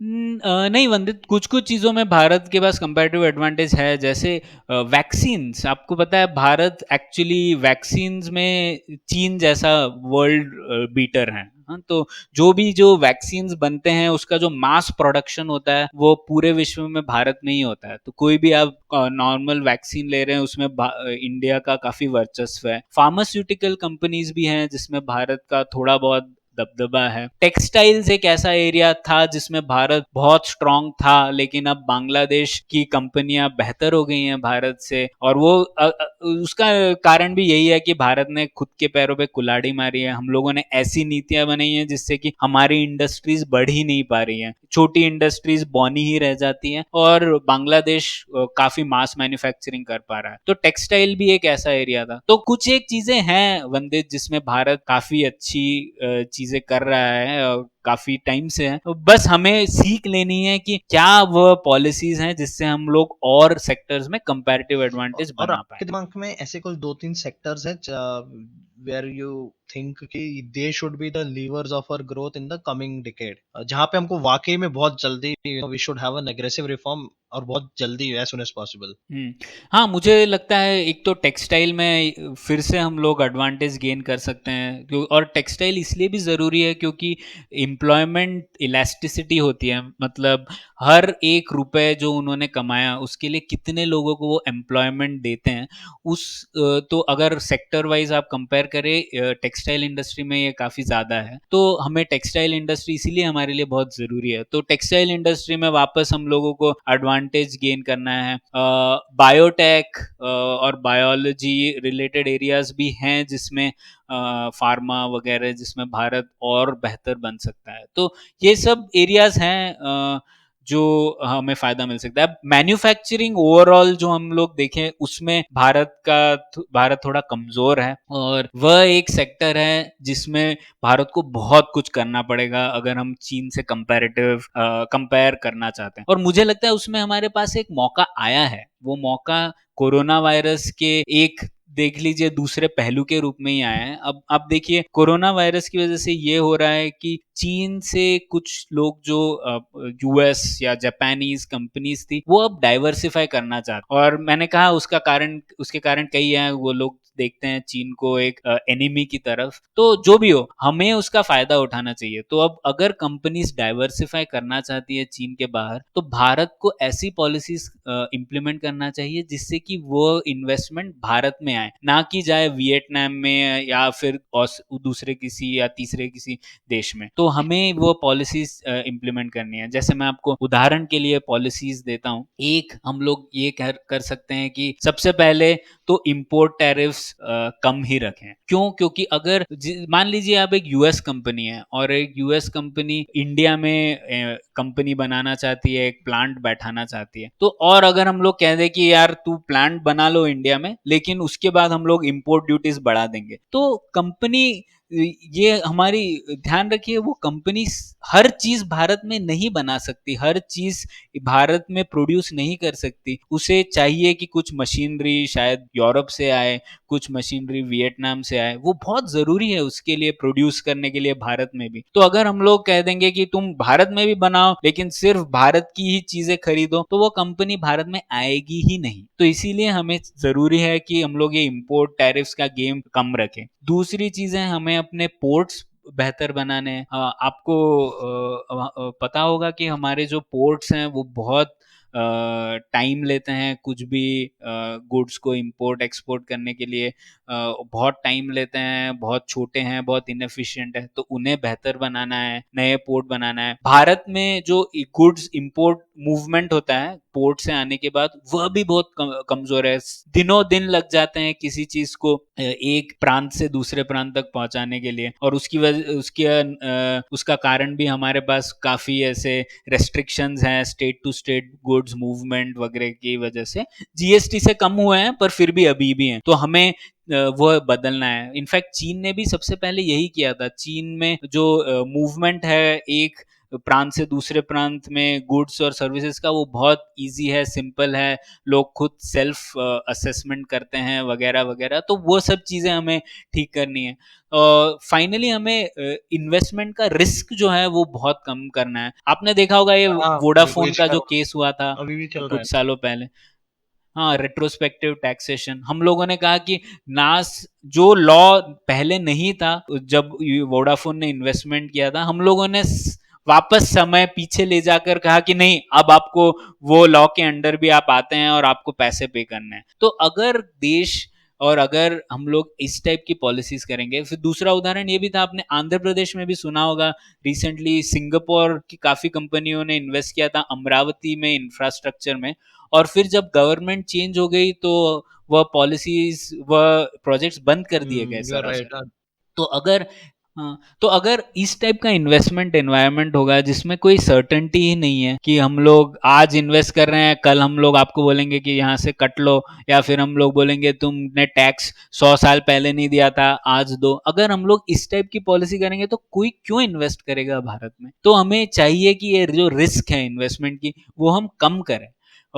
अगर हम लोग ये सब पॉलिसीज करेंगे तो ज्यादा से ज्यादा देश भारत में इन्वेस्ट करेंगे, भारत के लोगों को एम्प्लॉयमेंट मिलेगा और फिर हम लोग की खुद की कंपनियां भी बनेंगी इससे। ठीक है, तो ये बहुत जरूरी है। और एक और जो मौका हमें मिला है वो ये है कि क्योंकि यूएस जापान वगैरह चीन को एक अलग नजरिए से देखते हैं तो हम लोग हमारे जो ग्रुपिंग है क्वाड ग्रुपिंग या जो भी बोलते हैं उससे उसका जो उद्देश्य है हम लोग इकोनॉमिक तौर पर मोड़ सकते हैं और हम लोग बोल सकते हैं उनको कि आप चीन से काउंटर करना चाहते हैं तो हम लोग भारत को और इकोनॉमिकली पावरफुल बनाइए और भारत में इन्वेस्ट कीजिए। तो ये सब चीजें हैं जो हम लोग आज कर सकते हैं क्योंकि चीन के विरुद्ध हो गया है थोड़ा माहौल और हमें उसका फायदा उठाना है। if you have to give this one piece of advice to Indian government अभी आज की तारीख में hypothetically, तो आप क्या दोगे? मैं यही दूंगा कि एडवाइस कि सबसे पहले तो इन्वेस्टमेंट का रिस्क कम कीजिए, ज़्यादा से ज़्यादा लोगों को और भारतीयों को भी अपनी कंपनी बनाने में, बड़ी करने में जो भी उन्होंने जो रेस्ट्रिक्शंस हैं टैक्स के या फिर पीएफ्स के या फिर जो भी लैंड लेबर कैपिटल के जो रेस्ट्रिक्शंस हैं उन्हें कम कीजिए, उन पर ध्यान केंद्रित कीजिए, ना कि चीन से जो इंपोर्ट हो रहा है उसके ऊपर। जो भी हमारे सॉल्यूशंस है वो अंदरूनी रिफॉर्म्स पर डिपेंडेंट है। अगर हम अंदरूनी रिफॉर्म्स करेंगे तो भारत अपने आप समृद्ध हो जाएगा, भारत अपने आप चीन को मुंह तोड़ जवाब दे सकता है। अभी एक और अंडर इकोनॉमिक नेशनलिज्म भारत की सरकार ने ये भी कहा कि चीन से कोई इन्वेस्टमेंट आ रहा है तो वो उसमें एक गवर्नमेंट चेक और ऐड हो गया कि वो अप्रूव होगा गवर्नमेंट से, फिर वो हाँ इन्वेस्टमेंट दिया जाएगा। तो अगेन वो एक ब्यूरोक्रेटिक प्रोसेस भी हो गई और उसमें इन्वेस्टर का थोड़ा सा वो भी हो गया, मतलब देयर इज इन्वेस्टर कॉन्फिडेंस भी शायद थोड़ा सा लो हो जाएगा। और देन सरकार को फिर उन्हीं के वोटर बेस को जवाब देना पड़ेगा कि उन्होंने क्यों अलाउ करा एक बड़ी कंपनी को बिलियंस ऑफ डॉलर्स इन्वेस्ट करने में। वो आपका क्या विचार है इस पूरे मामले में? हाँ, फिर से वंदित इसमें जाते हैं। अब अगर कोई भारतीय कंपनी पैसा, नई नई कंपनी है, मान लीजिए एक स्टार्टअप है, उसे पैसा चाहिए और मैंने आपको बोला कि भारत की स्थिति अभी नहीं है कि बहुत सारे ऐसे हजारों लाखों कंपनियां बन पाए, तो हमें इन्वेस्टमेंट बाहर से चाहिए। ये इस पर आप सहमत हैं या नहीं है? हाँ, बिल्कुल सहमत हूँ मैं 100%। ठीक है, तो इस पर अब हम आ जाते हैं ना। तो अगर हमें इन्वेस्टमेंट चाहिए तो अगर हम लोग चीन से जो इन्वेस्टमेंट है उसको और मुश्किल कर दें तो उसके कुछ नतीजे होंगे। एक तो सबसे पहले ये नतीजा होगा कि कम कंपनियां बनेंगी, ये तो सीधा सीधा नतीजा है ना, क्योंकि पैसा नहीं मिल रहा है और अब तो इकोनॉमी की हालत इतनी बुरी है कि कोई और इन्वेस्ट करेगा भी नहीं 2-3 साल तक, तो ऐसी कंपनियां मर जाएंगी, कंपनियां कुछ ज्यादा दूर जा नहीं पाएंगी। ये सीधा सीधा एक नतीजा है। दूसरा इसका ये नतीजा होगा कि कुछ हमारी कंपनियां भारत में रजिस्टर करने की बजाय सिंगापुर या फिर वियतनाम या फिर लंदन में रजिस्टर कर लेंगे। आपने सुना ही होगा जैसे फ्लिपकार्ट वगैरह जो भारत की में थोड़ी ना रजिस्टर्ड है। क्या में हो तो हाँ। हाँ, तो ऐसे ही होता है। तो क्या होगा कि भारतीय कंपनियां, लोग भारत के होंगे, ज्यादा से ज्यादा काम भारत में होगा, लेकिन उनका जो टैक्सेशन वगैरह का जो चीज है वो किसी और देश में होगा और किसी और तीसरे देश की चांदी हो जाएगी उसमें। ठीक है, तो ये हो गया एक, ये कारण होगा। तीसरा कारण ये होगा, फिर ये सब करने के बाद भी हम लोग, ऐसा नहीं है कि चीन से इन्वेस्टमेंट रोक पाएंगे, क्योंकि चीन या तो हांगकांग के द्वारा इन्वेस्ट करेगा या फिर किसी और देश के द्वारा इन्वेस्ट करेगा और आप वो रोक नहीं पाएंगे, क्योंकि आप बोलेंगे अरे ये तो ठीक है तीसरे देश से। तो ये सब चीजें होंगी इन दी एंड, और चीन को नुकसान पहुंचे या ना पहुंचे वो दूसरी बात है, लेकिन हमें नुकसान बेशक बहुत ज्यादा होगा और इसी से हमें डर रहना चाहिए और इसीलिए हमें ये सब पॉलिसीज नहीं करनी चाहिए। मोटा मोटा मैं जो ये समझ पा रहा हूँ कि डेवलपिंग कंट्रीज को इन्वेस्टमेंट्स की बहुत जरूरत होती है और शायद इंपोर्ट पे भी वो बहुत डिपेंडेंट रहती है और उनको ऐसी पॉलिसीज नहीं लानी चाहिए जिससे ये दोनों चीजें पे इफेक्ट पड़े, क्योंकि इसका डायरेक्ट नतीजा उनकी उसकी इंडस्ट्रियल ग्रोथ, ओवरऑल एम्प्लॉयमेंट पे पड़ता है। पर हम उसके थोड़ा सा विरुद्ध जाए, जो कि मुझे हाँ, एक नहीं, बहुत अच्छी बात कही वंदित आपने। हमें ये हमेशा ध्यान रखना चाहिए, एक बहुत अच्छा टर्म है, मुझे अच्छा लगता है, तो उसे कहते हैं आइसोमॉर्फिक मिमिक्री। मतलब मिमिक्री जैसे होता है ना, हम लोग किसी की चीज को की नकल उतारते हैं, तो वैसे ही ये जो इकोनॉमिक रेल्म है उसमें भी एक मिमिक्री चल रही है कि जो अमेरिका कर रहा है वो हम भी करेंगे, या जो यूरोप कर रहा है वो हम भी करेंगे। अगर हम यूएस चीन को सबक सिखा रहा है तो हम भी उसी तरीके से, उसी इंस्ट्रूमेंट से उन्हें भी सबक क्यों नहीं सिखा सकते। ये बहुत जरूरी है समझना कि ये मिमिक्री नहीं काम करती, क्योंकि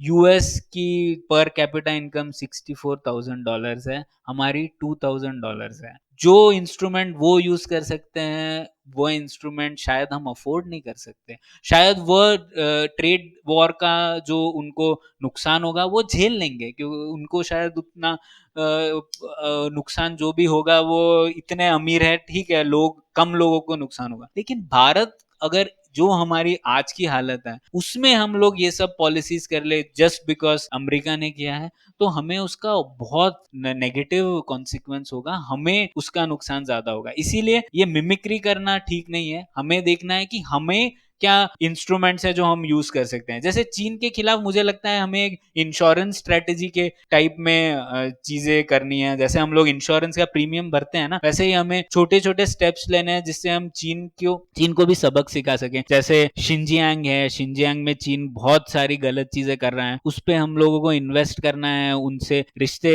स्थापित करने हैं शिनजियांग के लोगों से, और फिर हमें चीन जो गलत चीजें कर रहे हैं उन्हें बार बार विश्व स्तर पर प्रेजेंट करना है। ये सब चीजें, या फिर साउथ चाइना सी में हम लोग भेज सकते हैं अपना ट्रेड वेसल्स या फिर नेवी वेसल्स वगैरह। ये सब चीजें हैं जिससे हम लोग धीरे धीरे करके चीन को थोड़ा नुकसान पहुंचा सकते। लेकिन सेम इंस्ट्रूमेंट जो यूएस यूज कर रहा है वह हम लोग यूज करेंगे तो हमें नुकसान होगा। इसीलिए हमें थोड़ा सोच समझ के चीन के अक्खड़पन का जवाब मैं इस पॉइंट पे एक लेंगे छोटा सा ब्रेक, और फिर 1 मिनट आप स्ट्रेच कर लीजिए, मैं भी करता हूँ, and then will get back. Hi Miti, any tips for the ones like me who get easily sunburned? Hey Vandit, you can apply aloe vera gel where you get sunburned. It is very soothing and calming for the skin. This was Miti, the co-founder of Miva. Miva makes natural skincare products with a touch of nature. For more such day-to-day tips, go to Instagram and search Miva Naturals. When you place your first order, tell them that you are a listener of Lights Camera Azadi and get instant 10% off.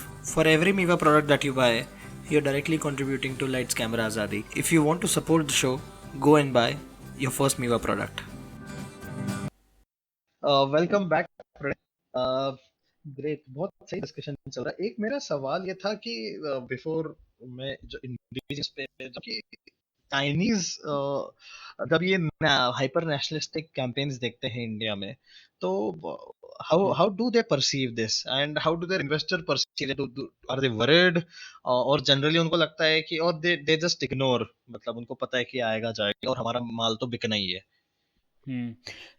Actually देखिए, अब चीन की तरफ से उनके भी structure और उनके कंस्ट्रेंट्स को देखते हैं, ठीक है। अब चीन में प्रॉब्लम ये है कि उनके पास काफ़ी इन्वेस्टमेंट सरप्लस है, लेकिन जो कैपेसिटी है वो चीन के अंदर ही वो इन्वेस्ट नहीं कर सकते क्योंकि ओवर कैपेसिटी, हर चीज़ ज़्यादा हो गई है, स्पेशली कंस्ट्रक्शन वगैरह में। आपने देखा होगा न्यूज़, कई कई जगहों पर दूर दराज के इलाकों में उन्होंने फ्लाईओवर्स बना दिए हैं या फिर मेट्रो स्टेशन बना दिए हैं, लेकिन उसका उपयोग नहीं हो रहा है ना।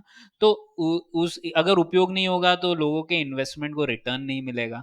तो इसीलिए चीन चाहता है और चीन के इन्वेस्टर चाहते हैं कि चीन के बाहर वो लोग इन्वेस्ट कर पाएं इस पैसे को और उस पैसे का रिटर्न ले पाएं, है ना।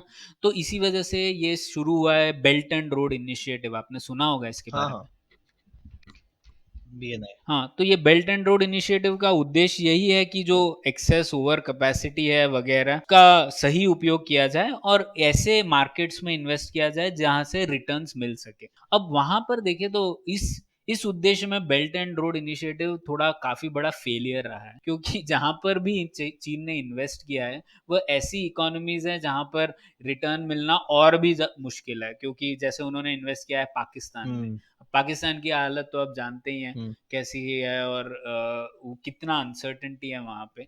तो इसीलिए चीन के इन्वेस्टर्स और चीन की गवर्नमेंट भी ऐसे मार्केट्स चाहती है जो एक रिटर्न्स दे पाए प्रॉफिटेबली और दो बड़े मार्केट्स हो जिससे कि जो बड़ा स्केल है वो मिल पाए।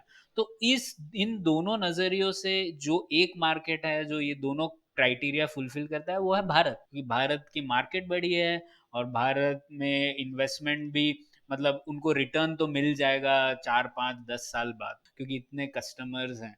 तो इस वजह से चीन के लिए भारत जैसा देश बहुत ज़रूरी है इन्वेस्टमेंट और इकोनॉमिक दृष्टिकोण से। तो अगर जो जो भारत कर रहा है उसके बावजूद भी चीन में काफ़ी ऐसे इन्वेस्टर होंगे जो चाहेंगे कि भारत में इन्वेस्ट करें।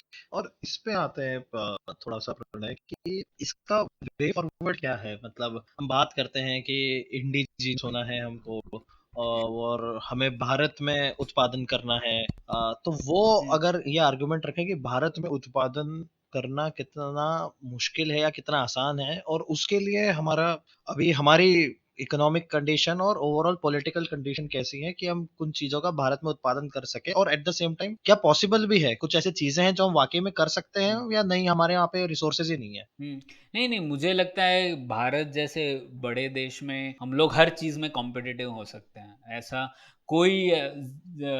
कोई भी चीज़ नहीं है जिसमें हम लोग धीरे-धीरे कंपैरेटिव एडवांटेज नहीं गेन कर सकते। आप एक एग्ज़ाम्पल ले लीजिए ना ऑटोमोबाइल इंडस्ट्री का। एक टाइम पर तो हम लोग किस टाइप की व्हीकल्स बना रहे थे, लेकिन आज भारत के ऑटोमोबाइल्स काफ़ी जगह एक्सपोर्ट होते हैं। इवन थ्री व्हीलर्स एक्सपोर्ट होते हैं। मेरे एक कोलीग गए थे पेरू में, वहाँ पर भी उन्हें बजाज ऑटो और वगैरह दिखे। तो भारत में ये सब तो बेहतर हुआ ही है। तो हमें ये ध्यान रखना है कि इंडिजनाइजेशन जो हम लोग भारतीयकरण कह सकते हैं इसको, ये अगेन ये एक आउटकम है। इसको पाने के लिए हम लोग बोलेंगे कि हाँ, हम लोग कल से सब कुछ बंद कर देंगे बाहर का और चलो टीवीएस बना दो नई कार, तो ऐसे नहीं होगा। ये इसके लिए हमें एक्सपर्टीज डेवलप करनी है। उस एक्सपर्टीज के लिए हमें दूसरे देशों से इन्वेस्टमेंट चाहिए, ना सिर्फ पैसों का बल्कि ह्यूमन कैपिटल का, आइडियाज का, नए विचारों का, ये सब चाहिए। और दूसरा, हमारी कंपनीज अगर सिर्फ भारत के मार्केट को ही सप्लाई करेंगी तो वो कभी भी टॉप नॉच नहीं बन सकती। हमें चाहिए कि हमारी कंपनीज पूरे विश्व में कॉम्पिटिटिव हो।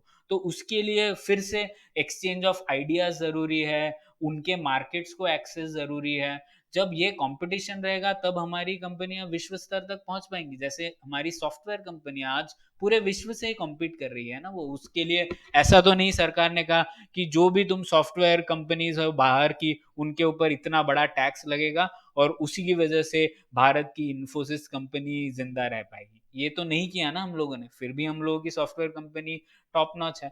तो इस ये सब हमें सोचने की ज़रूरत है। और ये इसीलिए ये इंडिजनाइजेशन वाला जो डिबेट है, हर कोई चाहता है इंडिजनाइजेशन हो, कौन नहीं चाहता, लेकिन इंडिजनाइजेशन का जरिया जो है वह फिर से अलग होगा। और इसका उदाहरण है साउथ कोरिया, जापान। मैंने आपको बताया भी कि ये सब आज विश्व लीडर हैं, लेकिन उन्होंने ये नहीं कहा कि सब इंपोर्ट बढ़ा देंगे और आप कुछ बना ही नहीं सकते, बल्कि उन्होंने कॉन्शियसली इन्वेस्टमेंट दूसरे देशों से लाया।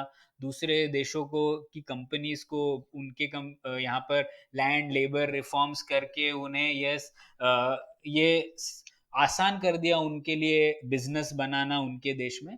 और धीरे धीरे जब उन्होंने इन्वेस्टमेंट किया तो उन्हें एम्प्लॉयमेंट बढ़ा, एम्प्लॉयमेंट से और समृद्धि आई।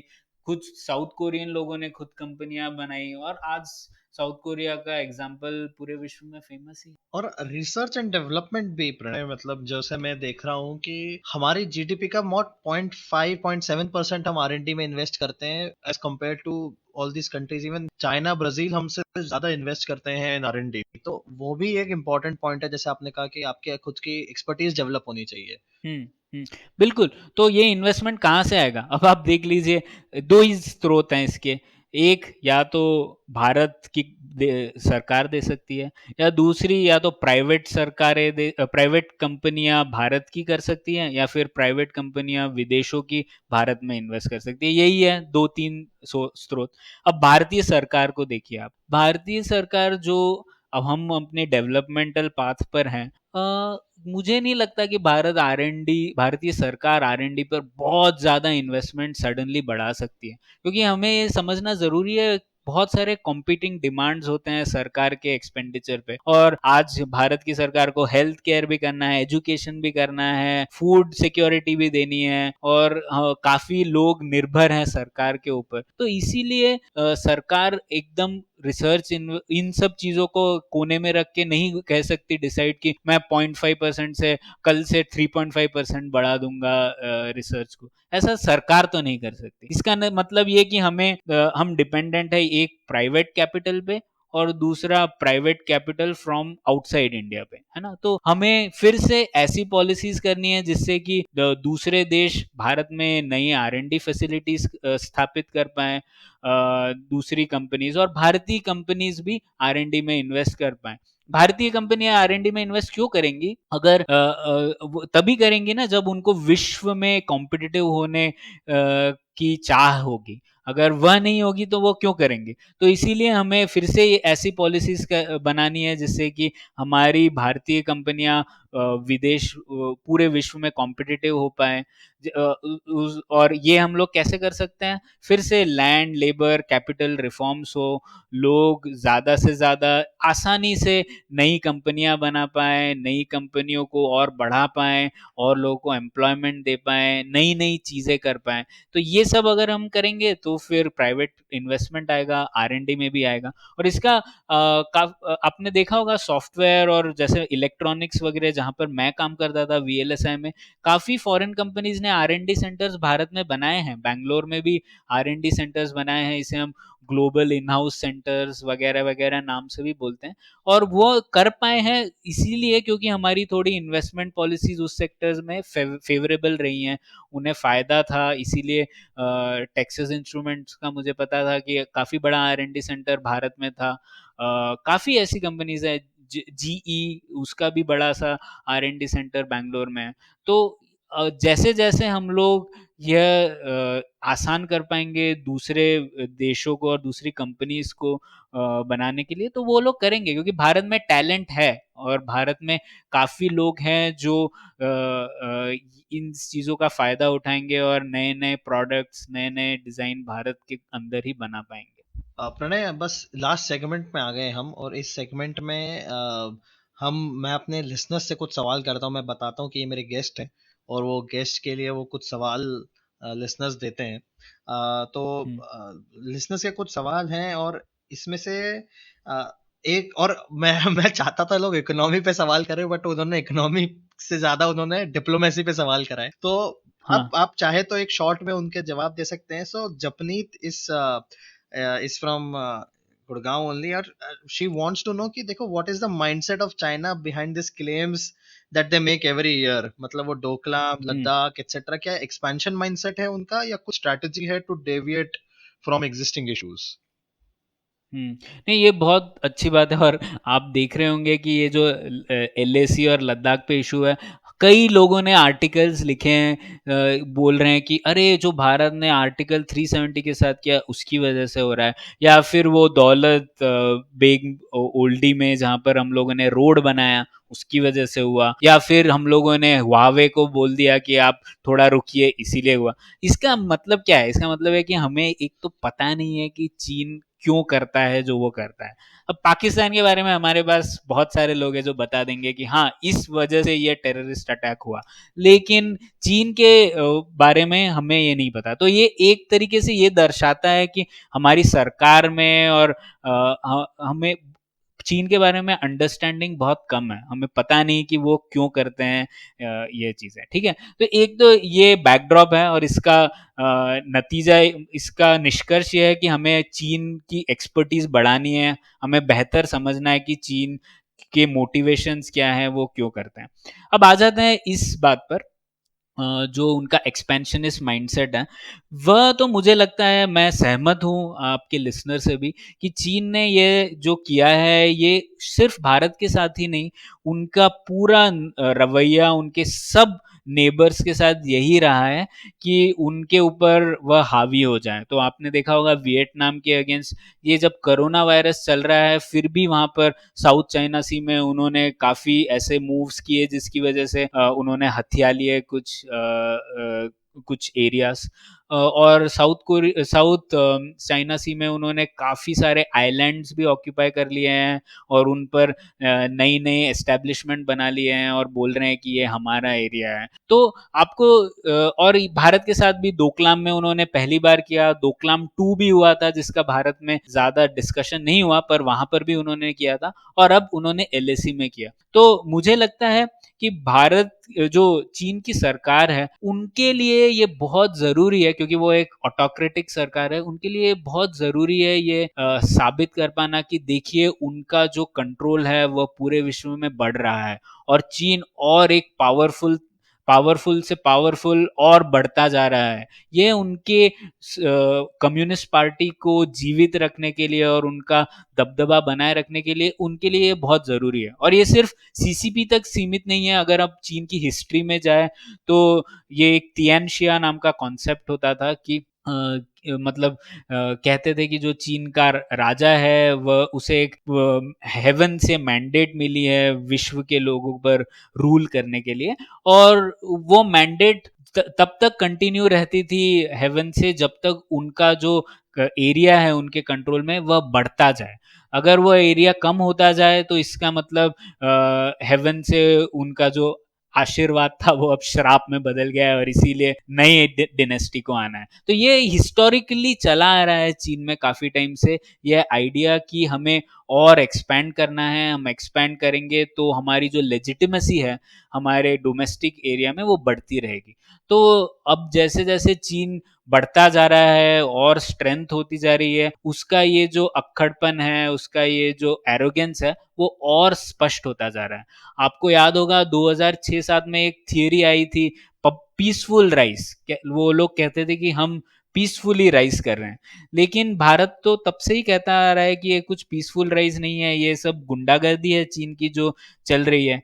और आज शायद पूरे विश्व में ये समझ फाइनली आ गई है कि चीन का कुछ पीसफुल राइज नहीं है, ये सब एक जरिया है उनकी कम्युनिस्ट पार्टी को अपनी लेजिटिमेसी बनाने का, और वो पूरे न सिर्फ भारत के साथ काफी देशों के साथ ये करते आ रहे हैं।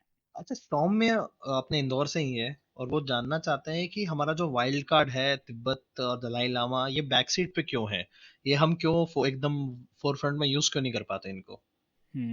एक्चुअली ये भी काफी मुझे लगता है मिसपरसेप्शन है कि ये कोई कार्ड है जिसे हम प्ले कर सकते हैं।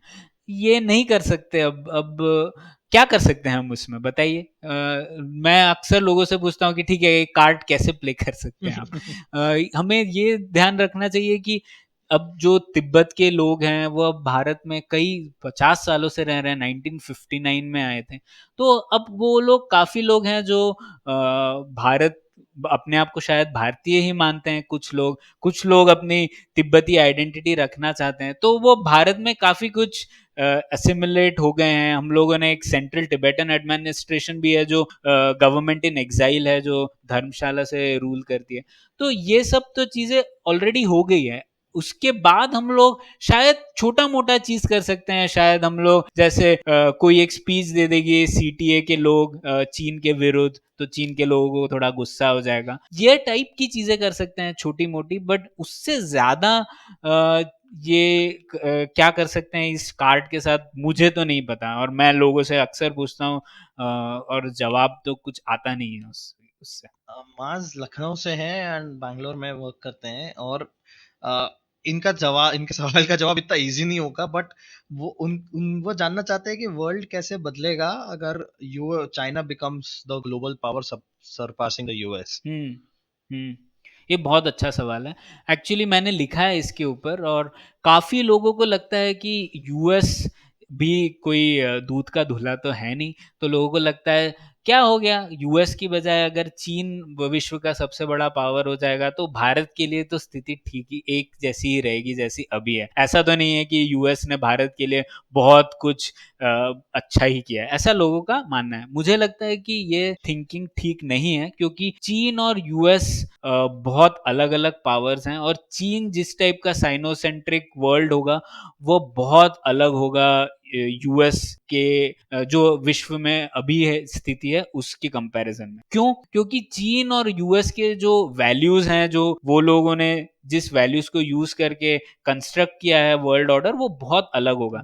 अब यूएस, शायद यूएस ने खुद इसका पालन नहीं किया है, लेकिन फिर भी यूएस कहता है कि फ्री स्पीच इंपॉर्टेंट है, डेमोक्रेसी इंपॉर्टेंट है, और जब यूएस खुद इसका उल्लंघन करता है तो हम उस पर प्रश्न करते हैं, हम सवाल उठाते हैं, हम उसको रेजिस्ट करते हैं। लेकिन अगर चीन रिप्लेस कर दे यूएस को तो ये सवाल ही नहीं उठेंगे, क्योंकि ना तो फ्री स्पीच इंपॉर्टेंट है, ना तो चीन के लिए इंपॉर्टेंट है डेमोक्रेसी, ना तो उनके लिए इंपॉर्टेंट है कोई ये वैल्यूज जिसके लिए मल्टीकल्चरलिज्म। फॉर एग्जांपल, जैसे कि चीन में जो अभी मैंडरिन जो भाषा बोली जाती है, मैं खुद स्टूडेंट हूँ मैंडरिन का, और ये मैंडरिन कुछ साल पहले तक चीन में भी 105 से ज्यादा अलग अलग भाषाएं थी। आज चीन ने सिर्फ मैंडरिन को जरूरी कर दिया है और सब लोगों को अब सीखना पड़ रहा है। तो ये जो मल्टीकल्चरलिज्म और जो टॉलरेंस जिसको भारत के लिए बहुत जरूरी है, भारत जैसे राष्ट्र के लिए, वह चीन के जो वैल्यूज है वो इसके एकदम विपरीत। तो अगर चीन ऐसा विश्व चाहेगा जिसमें सिर्फ एक भाषा हो,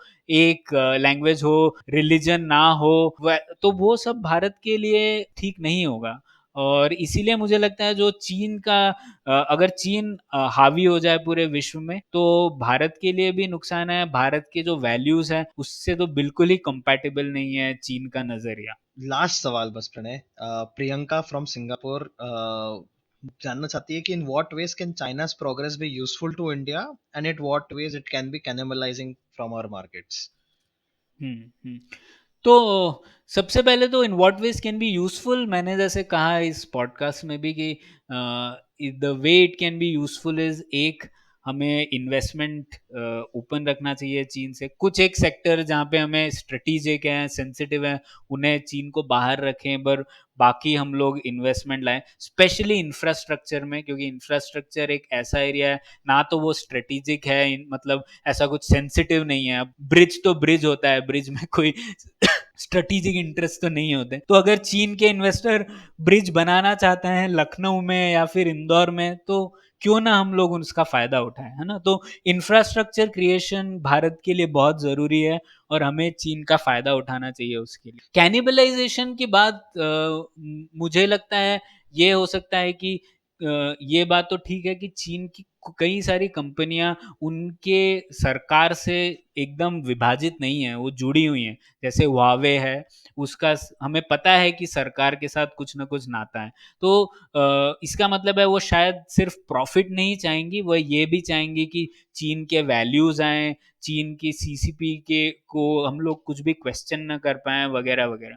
तो इसीलिए जो स्ट्रेटेजिक सेक्टर्स हैं, या फिर जो सेक्टर है जैसे 5G इक्विपमेंट, जैसा कि अगर हम लोग एक बार वो इक्विपमेंट खरीद लें तो 10-15 साल तक हम लोग और कोई इक्विपमेंट शायद नहीं कर पाएंगे। तो इन सब सेक्टर में हम शायद चीन की कंपनीज पर थोड़ी और रेस्ट्रिक्शन लगा सकते हैं, पर ज़्यादा से ज़्यादा एरियाज में हमें चीन के सक्सेस का फ़ायदा उठाना चाहिए। और मुझे तो ये लगता है हमें कुछ एक चीज़ें सीखनी चाहिए उनके एक्सपीरियंस से। हमें ये भूलना नहीं चाहिए कि पूरे विश्व में चीन ही एक है, पूरे हिस्टोरिकल एक्सपीरियंस में बल्कि, जिसने 3 दशकों तक 8% से ज़्यादा इकोनॉमिक ग्रोथ रखा है अपनी इकोनॉमी में। और उसका फ़ायदा देख सकते हैं आप, चीन के लोग इतने समृद्ध हुए हैं कि वो अब पूरे विश्व को अपनी हेकड़ी दिखा रहे हैं, है ना। तो हमें भी वो सीखना चाहिए कि उन्होंने ऐसा क्या किया जिससे कि उनके लोग गरीबी हट गई, वो समृद्ध हो गए, और वह चीज़ें कुछ हमें भारत में भी करनी चाहिए। Pranay, Pratesthane, thank you so much for coming on Lights Camera Azadi, taking a time out on a Sunday.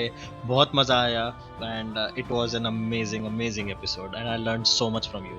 शुक्रिया वंदित, और फिर से आपका शुक्रगुजार हूँ। एक तो आपने मुझे इनवाइट किया और आपकी पहल के लिए भी, तो continue and good job, thank you. यह एक बहुत बड़ा सवाल है कि आने वाले दौर में भारत का डेवलपमेंटल मॉडल क्या होगा, और इसके कुछ अंश आपको इस एपिसोड में भी महसूस हुए होंगे। अगर आपको ये एपिसोड पसंद आया तो आप मुझे रीच कर सकते हैं ट्विटर पे। मेरा ट्विटर हैंडल है THOONADIT। You can also follow lights camera Azadi on Instagram and YouTube. You can like lights camera Azadi on Facebook page. Subscribe करें, शेयर करें, बताएं आपको कोई फीडबैक है, सुझाव है, कोई गेस्ट रिकमेंड करना चाहते हैं आप। You can reach me on vandit.jain@outlook.com। Second part of the series में हम बात करेंगे अविनाश गोडबोले से, where we will completely decode how India China relationship has been functioning from a diplomatic stand point and what should we expect moving forward. Thank you for tuning in. धन्यवाद. Stay home, stay safe. जय हिंद.